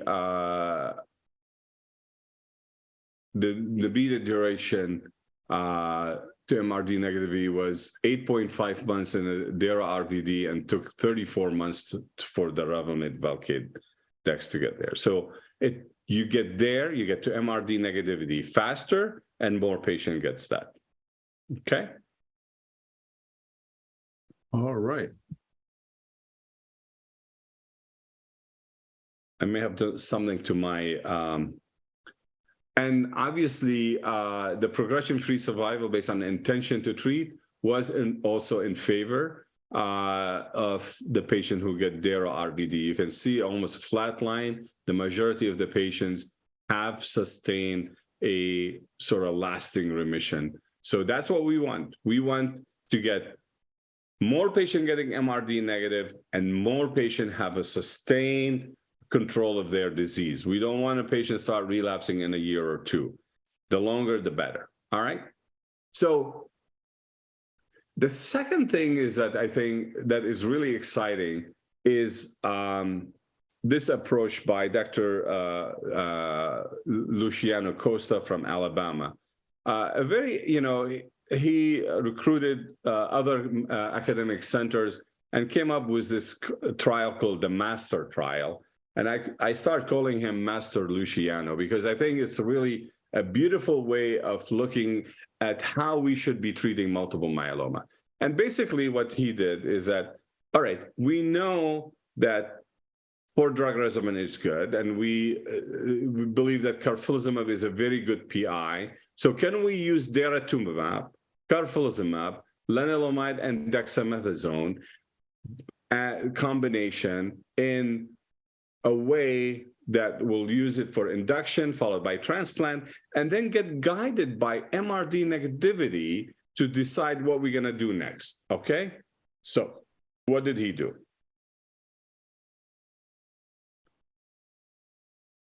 What did he do?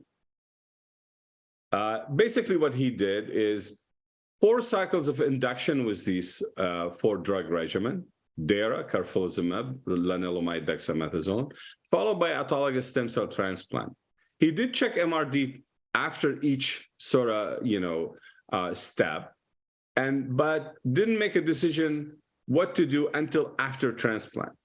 And if you got MRD assure or MRD sure, that means, you get tested twice, you're MRD negative, we're going to just watch you.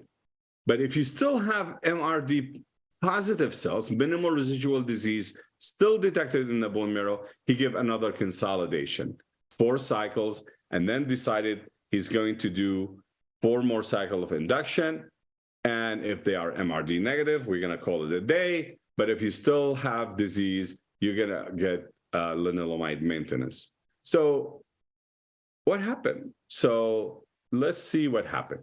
So first of all, if you look at all patients, by sensitive next generation sequencing assay, he's getting a lot of patients who achieve MRD negativity. And when he looked at patients who are, and used several, the top is the flow, the red, and the blue is the next generation sequencing. And what he showed is that you're getting really large number of patients getting MRD negativity. And if you look at patients who have no high-risk cytogenetic or one high-risk cytogenetic like 17p deletion, the response is still really good. The patients who do not achieve such good results are the patients who have what we call double hit myeloma. That means there are 2 different kind of high-risk features present.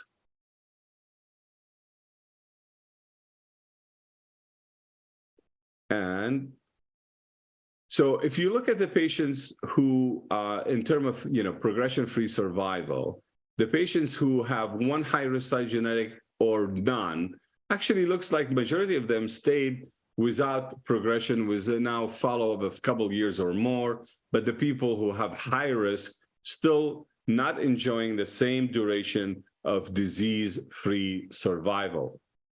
And the overall survival looks better for the patients who have standard risk myeloma or one high-risk cytogenetic. So the majority of the patients are benefiting from such approach that is MRD directed, go or no go, based on where you are after you get your induction and transplant. So this is an opportunity for us to say, does everybody need maintenance? Does everybody need consolidation? I think it's generating a lot of questions that ought to be tested in bigger trial, and I think there's a lot of interest in those kind of trials, and a lot of cooperative group are testing that. So I think the conclusion from the master trial is that next generation sequence response adaptive therapy is feasible in the majority of the patients and in the multi-center, and 72% of the patients enrolled on this trial achieve what we call MRD sure. And patients with standard high-risk cytogenetic have similar depth of response and low-risk MRD. So I think this is a good group that if you have one high-risk cytogenetic, you're going to do good. And that's, that's an improvement, because we used to think that these patients are going to relapse in a year or 2. So I think quadruplet therapy, achieving MRD negative, will able to explore this concept. Where we still struggling, I think, is the ultra high risk. When you have, for example, gain of 1q and 17p deletion or a p deletion, or some of the translocation 414 and things like, the 614 and like that. So I think it's a really amazing trial. So we don't have really time to talk about all the trials that have been going on, but I'm trying to give you a flavor of some of the other things that are going on. For example, this is going on in Germany, where they added isatuximab, is the other anti-CD38 antibody, to the RVD regimen in the newly diagnosed patients. So what did the Germans show? So basically randomize them, a large number of patients to induction, stem cell transplant, and then maintenance either with Revlimid alone or with Revlimid and the antibody isatuximab. And the goal is to see how many patients will achieve minimal residual disease. And you can see that by next generation sequence flow, which is detecting 1 cells in 100,000 cells, what you can see is that when you use the 4-drug regimen, a monoclonal antibody with RVD, you're getting more patients enjoying a better overall response rate. And with each step, the number of patients achieving complete remission is increasing. And you see when you add an antibody, there are more patients achieving very good partial response, more patients achieve a stringent complete remission. So it is, again, another trial showing that 4-drug regimen improve overall response rate and improve the depth of response. And this is just a sort of breakdown of some of the side effects that we're seeing. And obviously, when you add more drugs, you're going to see more side effects. Some of it is related to drop in the blood count. Some of it related to infection. For example, in the 4-drug regimen, you're going to see more, for example, infection 43 versus 34%. But, I think we are aware that, this is happening and we can manage those things safely. Okay. Where are we next? So I really think, the upfront therapy is evolving. And, I didn't say, I mentioned to you trials that was testing 3 drugs in transplant eligible patients. I show you trials that testing 4 drugs in transplant eligible patients, where the induction is 4-drug regimen and followed by transplant. And basically what I'm showing you here is that right now, I think commonly used in the US for patients who are going through transplant, at least a 4-drug regimen. You add a monoclonal antibody against CD38 to VRD or KRD, and we think is feasible with limited toxicity. You're getting deeper response, and you're getting more patients achieving minimal residual disease, negative disease. And I think MRD becoming an important measure that we probably start to include it in our assessment of how well our patient doing, and use it, maybe to escalate, de-escalate the therapy and guide us, where to go with high-risk disease. That's still, a challenge, but it seems like maybe not your typical high risk. The ultra high risk continue to be a group of patients that need more attentions, more clinical trials to try to answer the question. And I didn't spend a lot of time about transplant. Is it important? I think if you look at all of the study that's showing much deeper response, more MRD negativity, better overall survival, has really included transplant. High-dose melphalan still play a role until we have better trials in the era of better induction treatments and better monitoring. Still has a room for it. So we still recommend it to our patients who are eligible. The question is that, will we replace it one day with something else? We don't know. We don't have the data yet, so we still include it. I think that may be my last slide. Let me see. Okay, so let me just go to one more, sort of futuristic trial that is called the Master-2, and it just address what I was saying earlier here in the last slide. Is that, can we now say, okay, what he did is that he used consolidation when he doesn't get MRD negative after the induction and transplant. Well, you're going to hear from Dr. Usmani about the bispecific and the CAR T cells, and he's going to tell you how we're able now to manage the side effect. How can we control cytokine release syndrome and neurotoxicity? We're becoming familiar with these side effects. We can manage them, and we can probably bring those therapy early on. Why should we wait until the patient has a horrible myeloma that we cannot control? So if we have a high-risk patient, double head myeloma, we're not getting MRD negativity, we can consider some of these, new therapy, because you're going to hear about the mechanisms of action. They're totally different than the drug we use up front. If you're going to keep using the same image, the same monoclonal antibody, you're just not changing anything. You're not changing the biology. But when you use the T cell specific, bispecific engager, for example, what you're doing here is that you're making the immune cells work in your favor. You're trying to get your myeloma cells to be recognized by the T cells. You're making the T cells angry, get rid of the myeloma cells, and hopefully get rid of all the ugly cells that left behind, and the patient then will achieve a sustained MRD negativity and perhaps cured. Why not? All right, I think I am here toward the end. I have to figure out why. Okay, so you better watch it, myeloma. So we're going to take care of you. And so there are 3 myeloma patients here and one guy trying to pretend that he's a cyclist. So, but we're going to take care of myeloma. I think it's really exciting time.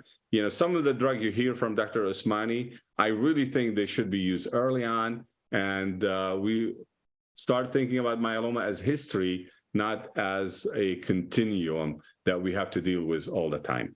With that, I'm done. All right. So thank you so much, Rafat. And a number of questions have been coming in, and most of them you've touched on and made it clear that they are actually still questions. One question is about high risk. Were high risk patients included in the Griffin study? And then obviously the master trial really evaluated high risk with the finding that the ultra high risk really still need extra attention. So maybe you and Saad might want to comment on the current status of high risk. I think earlier you mentioned, Saad, that there were 7 trials for high risk going on. Somebody wanted to know, well, where are those 7 trials? So, I'd mentioned that, that there have been 7 trials that have been reported, and there are others that are actively being planned, and we will have 3 frontline high-risk studies open in the United States by early part of next year. One is going to be a cellular therapy-based concept or clinical trial where we're going to use CAR-Ts in earlier lines. There's another one which will incorporate bispecific antibodies, and then there's a third, like a consortium platform study which will be exploring different questions, whether we need to change something in induction, whether we need to change something in consolidation. Right. So I think those are coming. So there's a lot of hope for high-risk patients, but some of the newer therapies that I'll talk about for relapse patients, we're going to be moving them up for high-risk patients soon. Yeah. Maybe you can just touch on that as you go through a variety of those new therapies in a moment. Yeah. Rafat, any other comments? I mean, the 2 comments really are the role for autologous stem cell transplant, and basically you've said that we're still doing that. for the time being because it prolongs remission. There was a question actually which was indicating that maybe the high-dose melphalan increases genomic damage, which is something that one of our colleagues, Dr. Richardson, frequently talks about. I don't know if there are real pros and cons to doing the stem cell transplant, but you're still recommending it, right?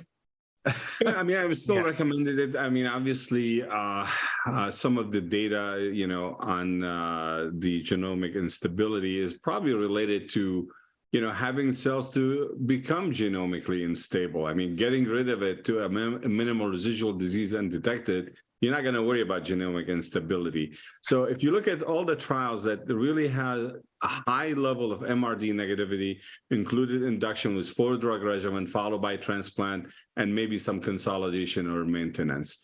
And that's when you're not going to see that, you know. So I really think, you know, there's, it's not totally wrong to say that there's genomic instability. What I really think is wrong is to think about myeloma as a disease that we're going to be able to deal with continuous therapy. That also will generate genomic instability. Having myeloma cells around, they're not going to be behaving. I mean, I always say that, you know, when you live in a bad neighborhood, you're going to become bad, you know? So that's, you know, you want to get rid of these cells, you know? So that's why I sort of like the idea that, you know, if it's feasible with a limited duration of treatment to get MRD negativity, why not? What do you think, Saad? Yeah, no, I agree with you. I think, you know, there are two important things, you know, and when we listen to other experts, it's very important. You know, people say things in passing. So I want to be very specific about the data.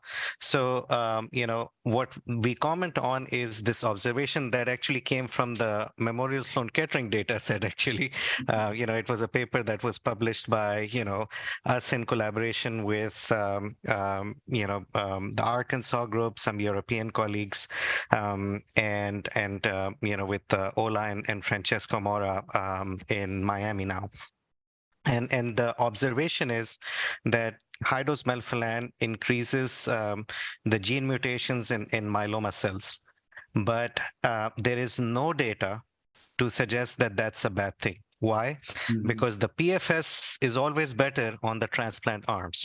and the issue is that, you know, transplant has set such a high bar of progression-free survival. It's going to be very, you know, it's a high bar, and we'll have to beat it with frontline studies, which we do not have now.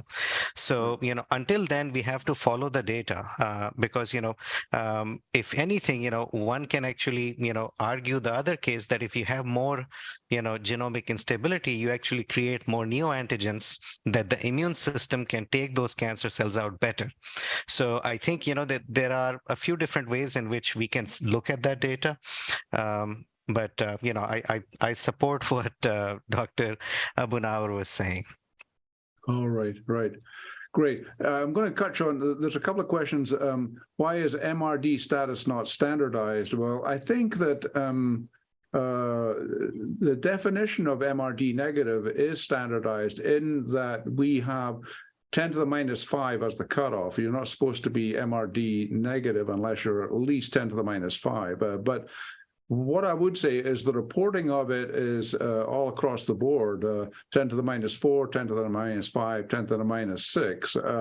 And so 10 to the minus 6 is obviously better in terms of outcome versus 10 to the minus 5. But really, we should not be reporting MRD negative unless one has achieved at least 10 to the minus 5, either by NGF or by NGS. Then a question about the timing. I think that the best timing for doing MRD testing is still a little bit up in the air. However, one question and some of the data you saw is that with ongoing therapy, response deepens. And so about 10 to 15% of patients will achieve their best level of MRD negative after or during the maintenance period. And so actually, overall, one of the best times to do an MRD test is after about 12 months of treatment, where the maximum number of patients will have had an opportunity to achieve MRD negative if they're going to do that. In a relapse setting, it's probably a good idea to test the MRD a little bit sooner, more in the 6 to 9 month time frame. So that maybe covers some of the things. What is PFS? Yeah, some of these basic questions. What is PFS?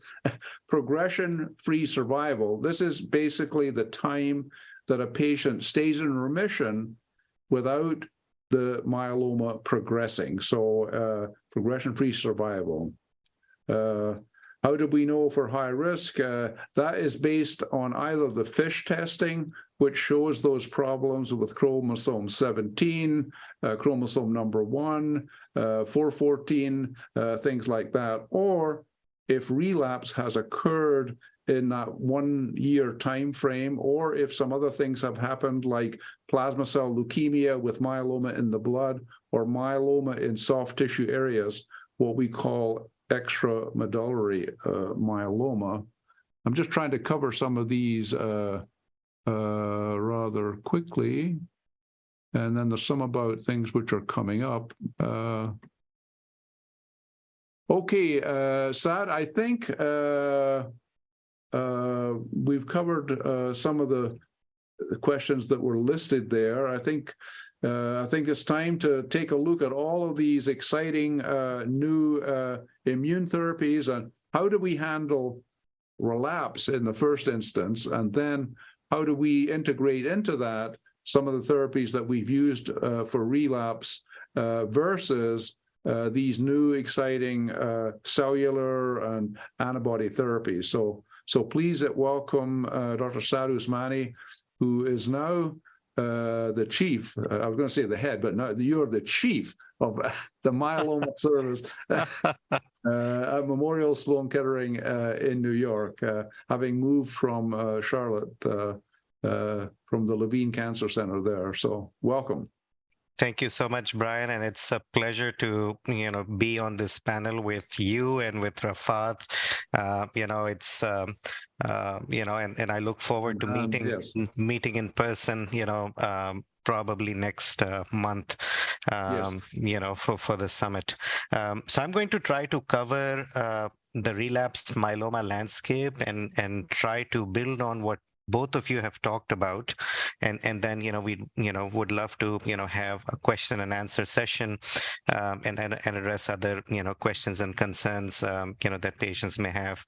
These are my disclosures, and I'll try to start off by sharing that journey to that first relapse. I think for the most part, regardless of whether patients are, transplant eligible or ineligible, if we look at the landscape of myeloma treatment internationally, patients are receiving more 3-drug and 4-drug combinations today based on, all the data that has been shared. And very rarely, now do we use 2-drug combinations, but I wanted to share the data there just to give an idea of, all the different treatments that patients receive. And then as patients get into maintenance, typically it's with 1 or 2 drugs at the moment, as a standard of care. So the expected median PFS or progression-free survival, the period in which the patients remain in a good response after initial treatment until the myeloma starts acting up, those average months of median PFS that I've shared on the slide reflect the disease biology, whether patients have high risk or standard risk disease. So as you can see, we have patients who have different treatments and different disease biologies, and when they're relapsing, there are many different considerations that we have for them in deciding treatment. And the way that we think about this is, there are patient-specific factors, which include their age, other comorbidities, performance status. Then we also pay attention to how the disease is relapsing. Are there any high-risk features to the disease? Is the disease now, are there myeloma cells circulating in the bloodstream, which is a little atypical and perhaps, tells us about the myeloma getting aggressive, or is the myeloma now spreading to lymph nodes or soft tissue or other organs outside of the bone marrow? That's called extramedullary disease. And then we also pay attention to, what were the previous treatments received, what kind of side effects patients had. And I think one of the patients in the question mentioned the risk of second primary malignancy, which happens in a very small proportion of patients, but it's something, that we do pay attention to as we're thinking about the next, treatments in myeloma patients. So, all of these things are taken into consideration. The good news is that for our early relapse patients, we have many options. We have many, 3-drug and 2-drug options with lenalidomide-based combinations, carfilzomib-based combinations, pomalidomide-based combinations. And then there are other treatments like, selinexor being approved with, one of the proteasome inhibitors, bortezomib, dexamethasone. And then, for translocation, 11-14 patients, there's a drug, venetoclax, that is quite active. And, for certain patients, we can actually get it approved through their insurances and use it to good effect. So, I wanted to mention all of these options to give an idea of measured hope to our patients, that we have so many options. I still remember a time, and I'm sure, Dr. Durie has actually been such an integral part of, this therapeutic landscape journey, that we did not have many options. We only talked about 1 or 2 drugs even when I was in my training trying to become a myeloma physician and researcher. So we have come a long way, and there are so many other options that we have for our patients. As we think about all of those factors, when patients are relapsing for the first time, we want to see if they have been on lenalidomide and are progressing on it, because the treatment options for those patients are going to be different than patients who are not refractory to lenalidomide.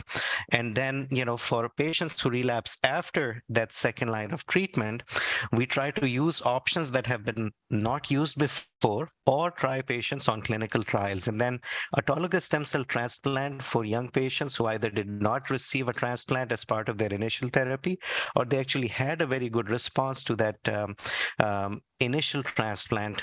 That's something that we do consider for patients. But what about later? And this is where there is so much excitement about the promise of T-cell redirection. So what does T-cell redirection mean? T cells are a very important part of our immune system. There is a strategy called CAR T-cell therapy, where we can take a patient's T-cell, teach that T-cell through introducing an engineered protein moiety to help recognize the cancer cells, and in this case, there is a protein called BCMA on the surface of myeloma cells that these T cells are taught to recognize, and then they're grown ex vivo or outside, the patient after the collection, and then once they've expanded, when we have enough quantity, we give patients a lymphodepleting chemotherapy and then infuse those T cells, and these T cells then go identify myeloma cells and take them out, and they also expand. So that's one way of using patients' T cells, and we now have 2 CAR T cell therapies that are actually approved for advanced myeloma patients. Then the other technology is what we call bispecific antibodies or bispecific T cell engager, and the difference between those two is the peptide structure essentially, but they're doing the same thing. One part of that structure can recognize the surface protein, a specific surface protein on the myeloma cell, and the other part recognizes CD3 on T cells. So, so it brings patients' T cells to the cancer cell and helps kill the cancer cell. And if we look at the CAR T cells, and I promise I'm not going to be taking a quiz from you guys on this. You don't have to remember all this data, but the only part I've highlighted is how impressive the responses we've seen with CAR T cell therapies. If we look at the previous drug approvals we've had in myeloma, with pomalidomide, daratumumab, carfilzomib, all those drugs, the overall response rate was between 25, 30 percent of overall response rate. And here, for well advanced patients who've seen 5 or 6 or more prior lines of treatment, we are seeing responses well over 65, 70%. And in case of cilta-cel, which is an FDA approved BCMA CAR T cell therapy, in that single arm trial, the overall response rate was 98%. Almost every patient responded. So very remarkable results with CAR T cell therapies have been seen, and we have 2 approved products that we utilize for our patients, and we are starting to now move those treatments into earlier lines. So here is an example of ide-cel, which is a BCMA-directed CAR T cell therapy. In fact, it was the first one that was approved by the FDA. So this is data that was presented at ASH, where we looked at patients who have early relapse after autologous stem cell transplant, and what happens to these patients if we give them treatment. So this was a group of patients, who did not have a good response to their initial treatment. In fact, only 24% of these patients had a complete response. And when they got this CAR T cell therapy, the overall response rate is 84%, but look at that complete response rate, 46%. Even better than the first line treatment, is what they got. So, similar kind of results have been seen with the cilta-cel as well. But, the bottom line is, for our difficult to treat functional high risk patients who are relapsing early, these CAR T cell therapies are showing very good promise. So, we're looking forward to having these therapies available for our patients in the future in earlier lines of treatment. And it's not that BCMA is the only target. We have another new target called GPRC5D. Again, my previous colleague Eric Smith, who is now in Boston, he actually, as a fellow, identified GPRC5D as a target in myeloma and started to develop a homegrown CAR T cell therapy, and that GPRC5D directed CAR T was then licensed to BMS for further development, and this is the early data that was shared at ASH with some of that experience. So heavily pretreated patients, with high proportion of patients with high risk cytogenetics as well as extramedullary disease, and then 40% of these patients actually had a prior BCMA-directed CAR T cell therapy, and additional 15% had BCMA-directed other treatments. So with this patient population, you can see that very high response rates were seen with this particular CAR T cell therapy. If patients did not receive a BCMA directed treatment, 100% response rate, and even in those who had prior BCMA, 78% response rates were seen, and very high rates of complete responses. And even though the numbers are small, this is a very important slide demonstrating to you the wonders that these immunotherapies can do for our patients. So we're really looking forward to further developing this specific GPRC directed CAR T cell therapy for our patients. If we look at the safety profile, so it's not just important to take a note of the activity, but we also want to see if we can manage the side effects of these therapies. And so what was important to see that unlike some of the CAR T cell therapies that our lymphoma colleagues use, the neurologic side effects appear to be lower than that patient population for our myeloma CAR Ts, whether it's BCMA directed treatments or GPRC5D directed treatments. I think one thing that we all are concerned about and have to keep an eye on is the infection risk for patients as these therapies antibodies are utilized more in clinical trials. So the other important group that I talked about is bispecific antibodies, and this slide actually shows you the why there are so many different ones. So depending on the structure, these are bispecific antibodies, or T cell engagers, can take different parts of the immunoglobulin structure, put them together, and that creates different kind of half-lives for these antibodies, and different kind of targets that they can bind to. They can bind to the same target but different parts of that same target. So that's why you're going to see a lot of these different bispecific antibodies. They're going to vary in the kind of characteristics they have. And teclistamab, I appreciate Dr. Durie actually giving me a shout out for, helping with this, first FDA approval. And a lot of hard work and contributions from our patients, caregivers, as well as the study team.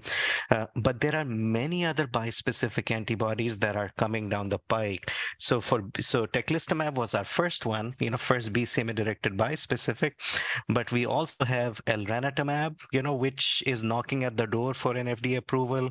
We have the AbbVie-383, which used to be called the Teneobio 383B.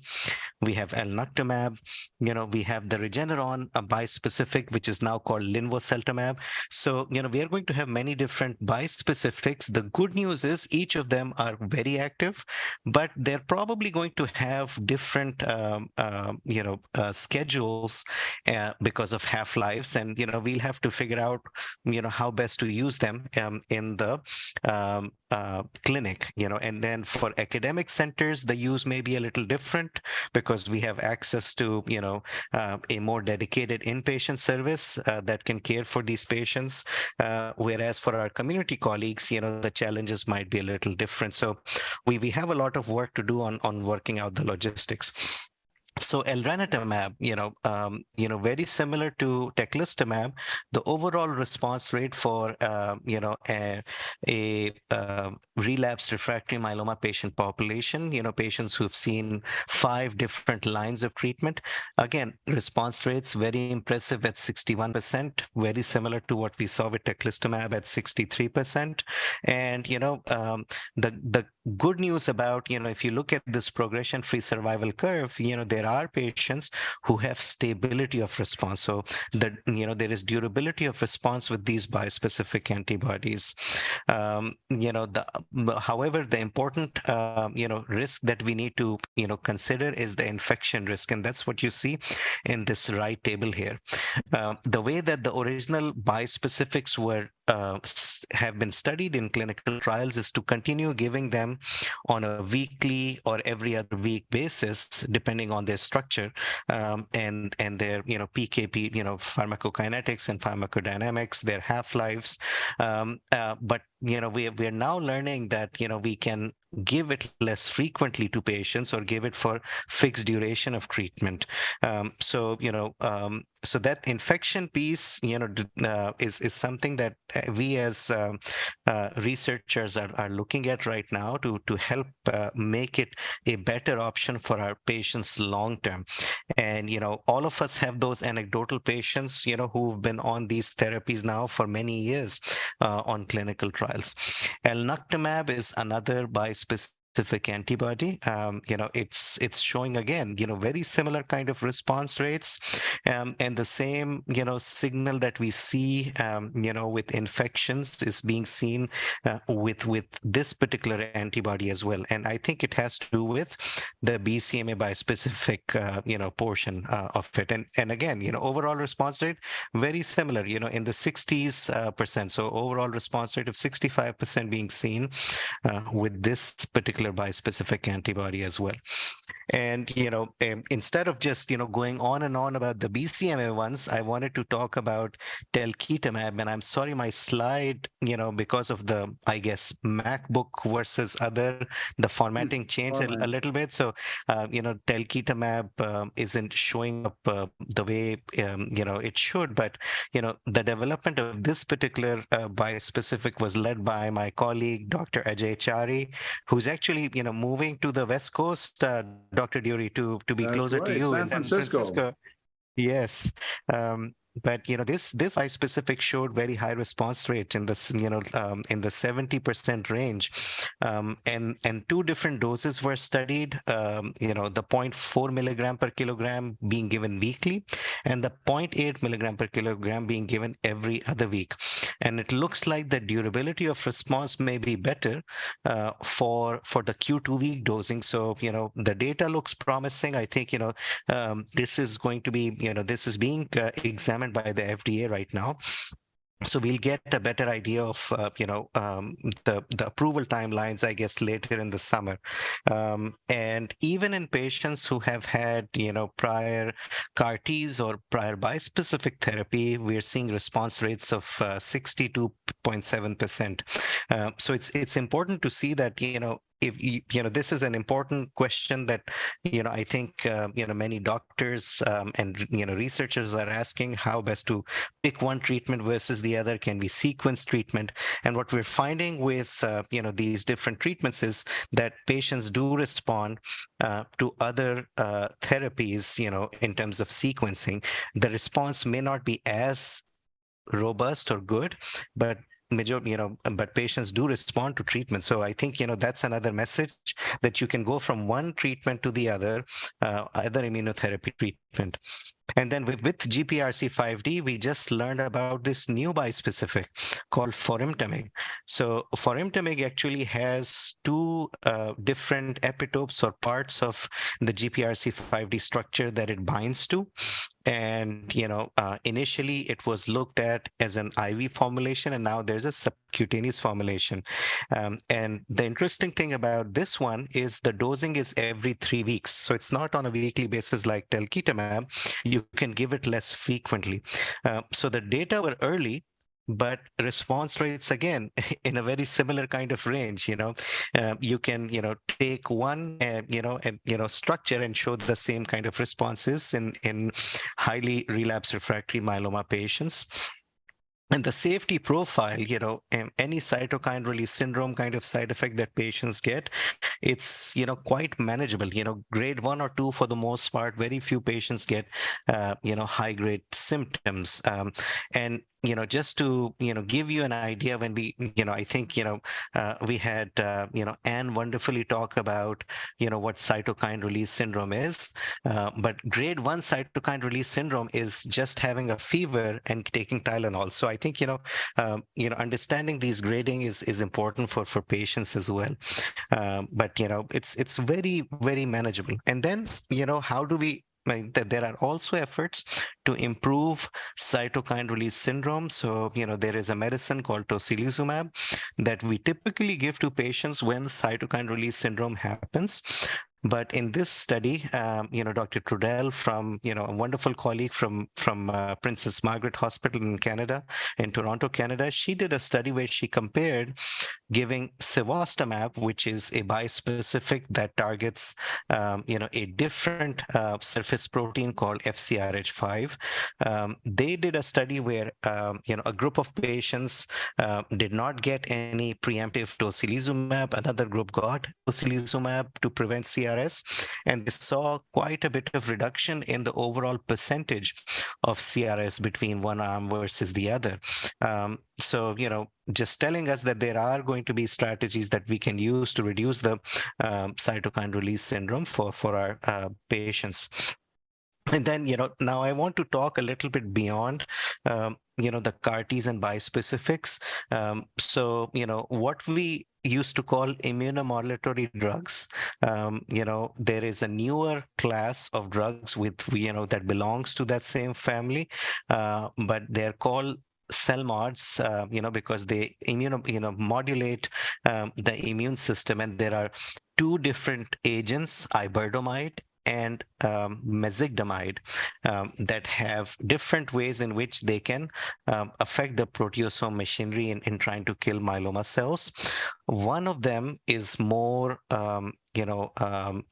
active or hypothetically more active and more proliferative kind of myelomas, and the other drug is more immunomodulatory or cellular modulatory in nature. So these agents bind to a protein called cereblon, and that reduces the likelihood of degradation of certain proteins within the cell that can lead to this modulation. So with iberdomide, this particular cell mod was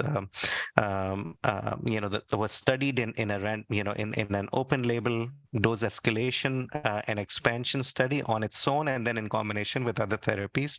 And my colleague, Dr. Saad Usmani from Emory, is leading this study.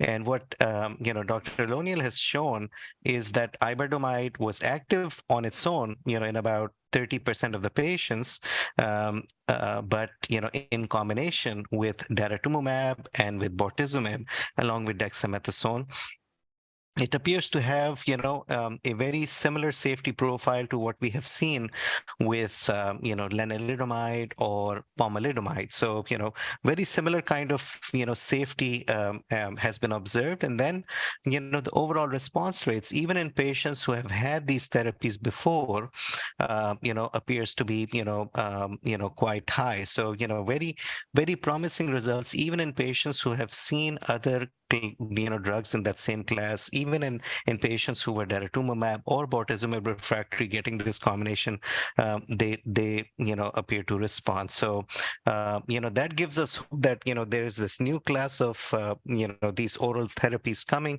that will actually be more effective for our myeloma patients. And then same is true for mezigdomide. This is a little bit different than iberdomide in terms of how quickly it can act on proliferating myeloma cells. So this may be an important cell mod for our high-risk patients and patients with extramedullary disease.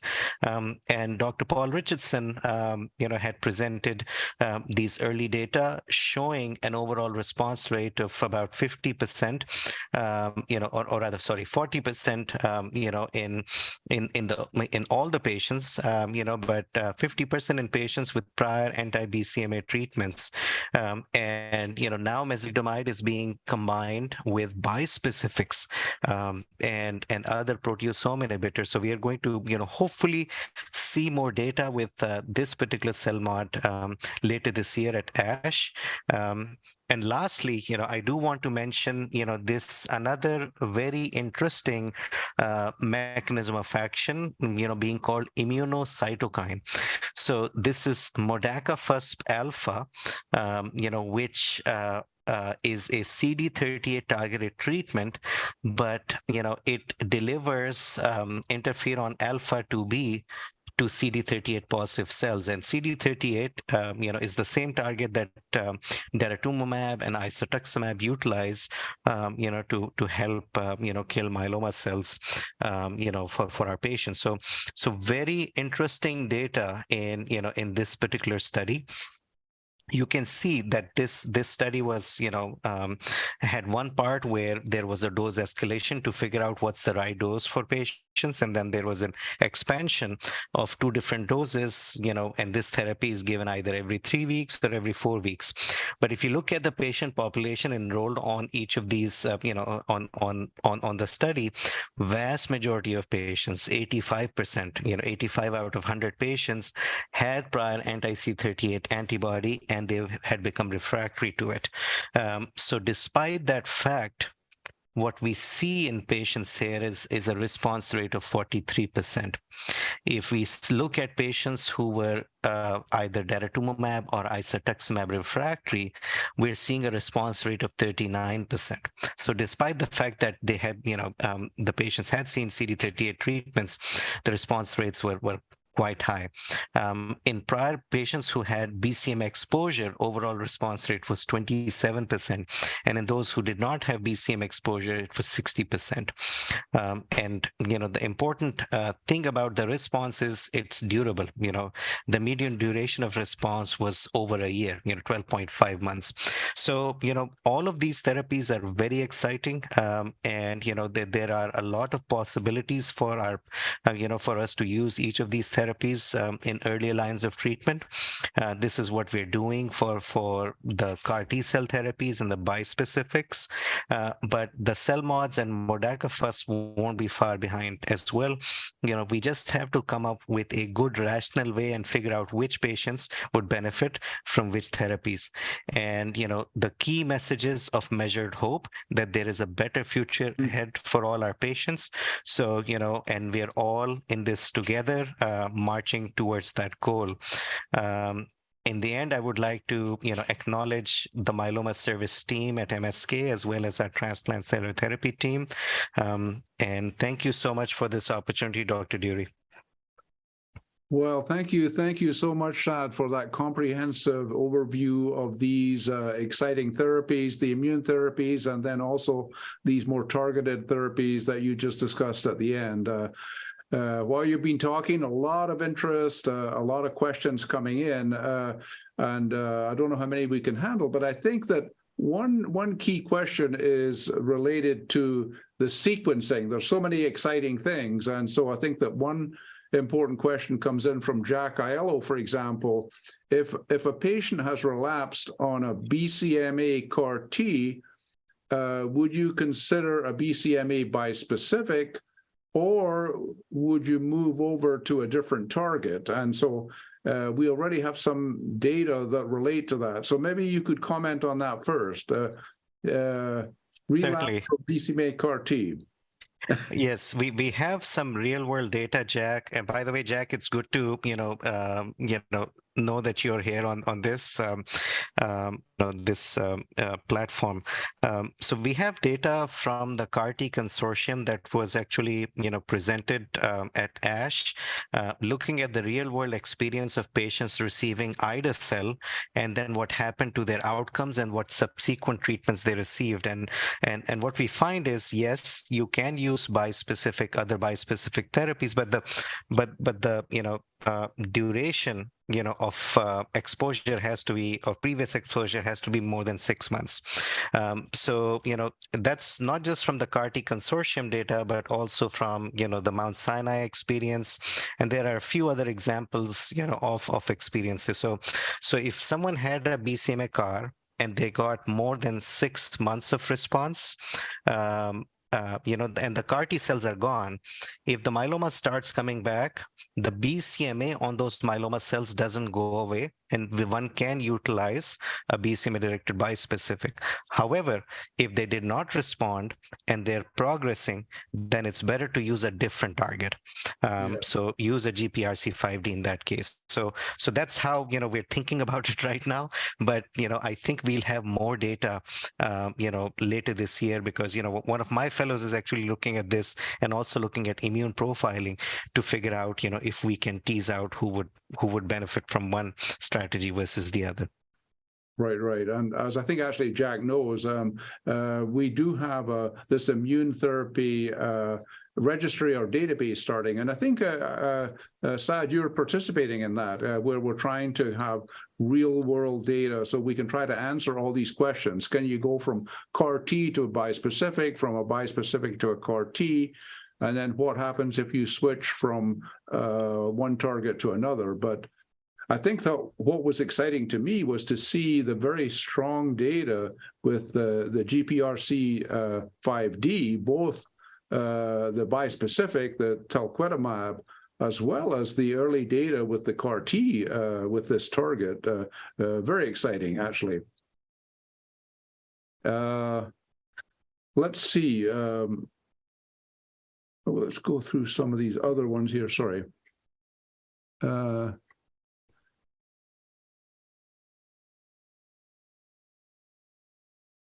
Can you try several bispecifics? I think that's certainly true. Yes, we can. In fact, we have anecdotal experience, with, someone, who did not respond to one bispecific antibody because the target was different, responding to another, bispecific antibody. I think, just as Dr. Durie said, all of us are trying to put our cumulative experience into this big, international myeloma working group, database. Right. And, it's led by, our colleagues, Doctors Tom Martin Tom and Martin, Yi Lin. And so we'll get to understand this better. How do we, sequence these treatments? Right, exactly. Then there's kind of a sensitive point here. A patient with kidney failure, are they eligible for bispecific antibody trials or treatment? Are they? Is there an exclusion by renal status? I'd imagine if you have renal failure, that's a problem, right? Yeah, for clinical trial purposes, because these were early phase clinical trials, I think, that there was a cutoff for estimated GFR of 30 or more. But in the Right. real world experience, we are treating patients, who have, lower EGFRs, because we need to provide these treatments for our patients. So Absolutely. So that will be another benefit of the cumulative wisdom that we collect under the International Myeloma Working Group umbrella in our immune database. Right. We'll see how that all works out. Yes. Out of nowhere, star LLD lenalidomide patch. Do we have experience with that? I don't know that anyone's used that particular patch. Does anyone? Anne, did you know about the star LLD lenalidomide patch? No, I have not heard of it. I've actually heard of it, but I haven't seen use of it. No. Yes. Well, I think that we've given a lot of insight to patients that these are so striking new therapies. So many of them with promising results. 62% response seems to be a magic number. Many of these bispecifics have a 62% response rate. I don't know what that means. But maybe in closing, we could have some comments from each of you. Maybe Rafat, of all of these exciting therapies, what are your top, 1, 2, 3 that you think are really going to have an impact moving forward?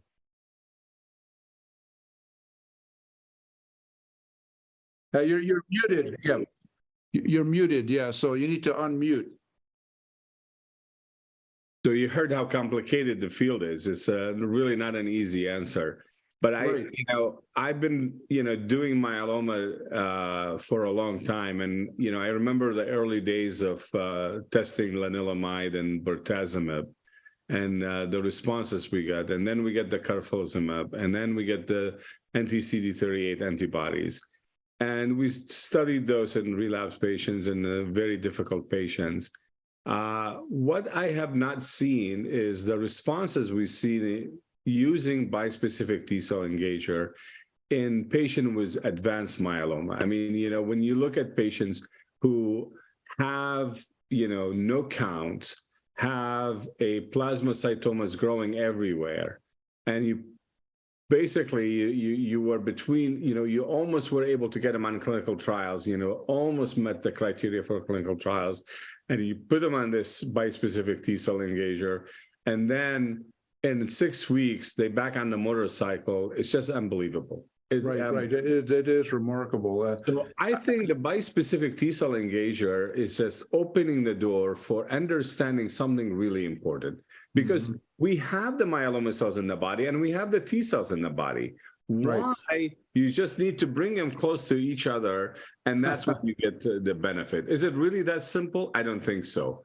And, basically what I tell the patient is that, when we give you the bispecific T-cell engager, it's like when you're having a bad infection, the T cells get activated, they get angry, they produce cytokines. Some of these cytokines are good, they're destroying the myeloma cells, but there's some of the cytokine causing the fever, the tachycardia, hypoxemia. So I think the science is going to be amazing when we discover how these T cells are now recognizing the myeloma. What is the antigen? Is it really the BCMA antigen or some of these, other antigens that we don't know? So I'm really excited about bispecific. I think the way that we use them now, even in advanced disease, the ability to manage the side effect is incredible. And I think that's really where we're going to build the future of myeloma therapy around that. Fantastic. So, Anne, I'd be interested in your comments in terms of patients that you've seen. We haven't really talked about this for the BCMA bispecific, like the teclistamab. There are concerns as patients stay on the therapy about the infections. Yes, However, with the talquetamab, this seems to be less of a problem. Do you have any comments about that? So I do a lot of inpatient myeloma work, and I agree that the bispecifics, teclistamab, we've had quite a few admissions since the beginning of the year, and we've seen some nice responses from a myeloma perspective. But unfortunately, some patients have had to discontinue therapy. We've had some very challenging infections, as Dr. Usmani mentioned during his presentation. The infections are quite problematic at times. We've had some fungal infections and some issues where patients had to discontinue therapy. So great drugs for myeloma, but again, they come with some issues that are quite challenging. So again, from a myeloma perspective, some very good outcomes. Responses, yes. Yeah. So I think just my 10 cents before I go back to you, Saad, for some final comments. But I mean, with that in mind, for me, the CAR T approach, the one and done, you have a decisive therapy with a CAR T that is working. That is more attractive in my mind. And if we can come up with a second generation or a third generation CAR T, maybe incorporating both BCMA and GPRC5D, whatever. Maybe for me, if those could be made accessible, the problem is access, that would be a way to go. What do you think, Saad, in the balance between the bispecifics and the CAR T? Yeah, I think, there is clearly merit in, the CAR T technology potentially, having, if we can overcome the cost, accessibility globally, Right. and reliability of, how quickly we can produce it and get it to our patients. I think, that approach of giving it and patients recovering from it, and then not being on anything, is very attractive. But we have our work cut out. The other piece of this is, I think, we are probably going to have patients, who are not going to be eligible for CARs because of age or comorbidities and other issues, where I think the bispecifics may come into play. But these are good problems to have with those responses and figuring things out. So I do, feel that CARs will win. For majority of patients, but then we will always, have room with bispecifics. I think, to Anne's point, we are learning to limit the duration of treatment with bispecifics. And, I want to share one anecdote because, it's one of my patients who was on the Majestic-1 trial, who came off of treatment because of recurrent URIs with funky infections, like Anne said, after 8 cycles of treatment, and then stayed in an MRD negative state without any treatment for almost 3 years. Wow. Just like they would with CAR T cell therapy, and they had never been off of any treatment. This was their 16th line of treatment, and they had been always on something continuously. So I'm just sharing that for some patients, even the bispecific use for a short duration would be able to give you the same outcome as CARs.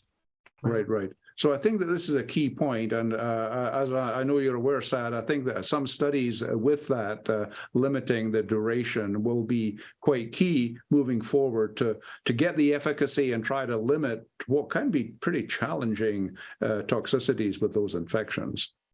Okay, so I think that we've had a lot of really excellent presentations and discussions, and so I'd like to thank all of you for participating. Take time out of your really, really busy schedules. Anne, Rafat, and Saad, really, really appreciate it.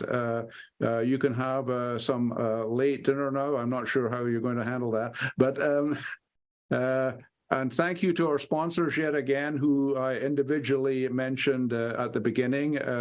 We really appreciate that. And from all of our patients and caregivers listening, we really hope that this has been a hopeful and an exciting webinar for you to learn a lot about these new therapies. And if you have more questions, please send them in, and we will try to answer them by email or by follow-up call as needed. So thanks to everyone for participating, and appreciate the involvement. So have a good evening, everyone. Good night. Thank you. Thank you so much.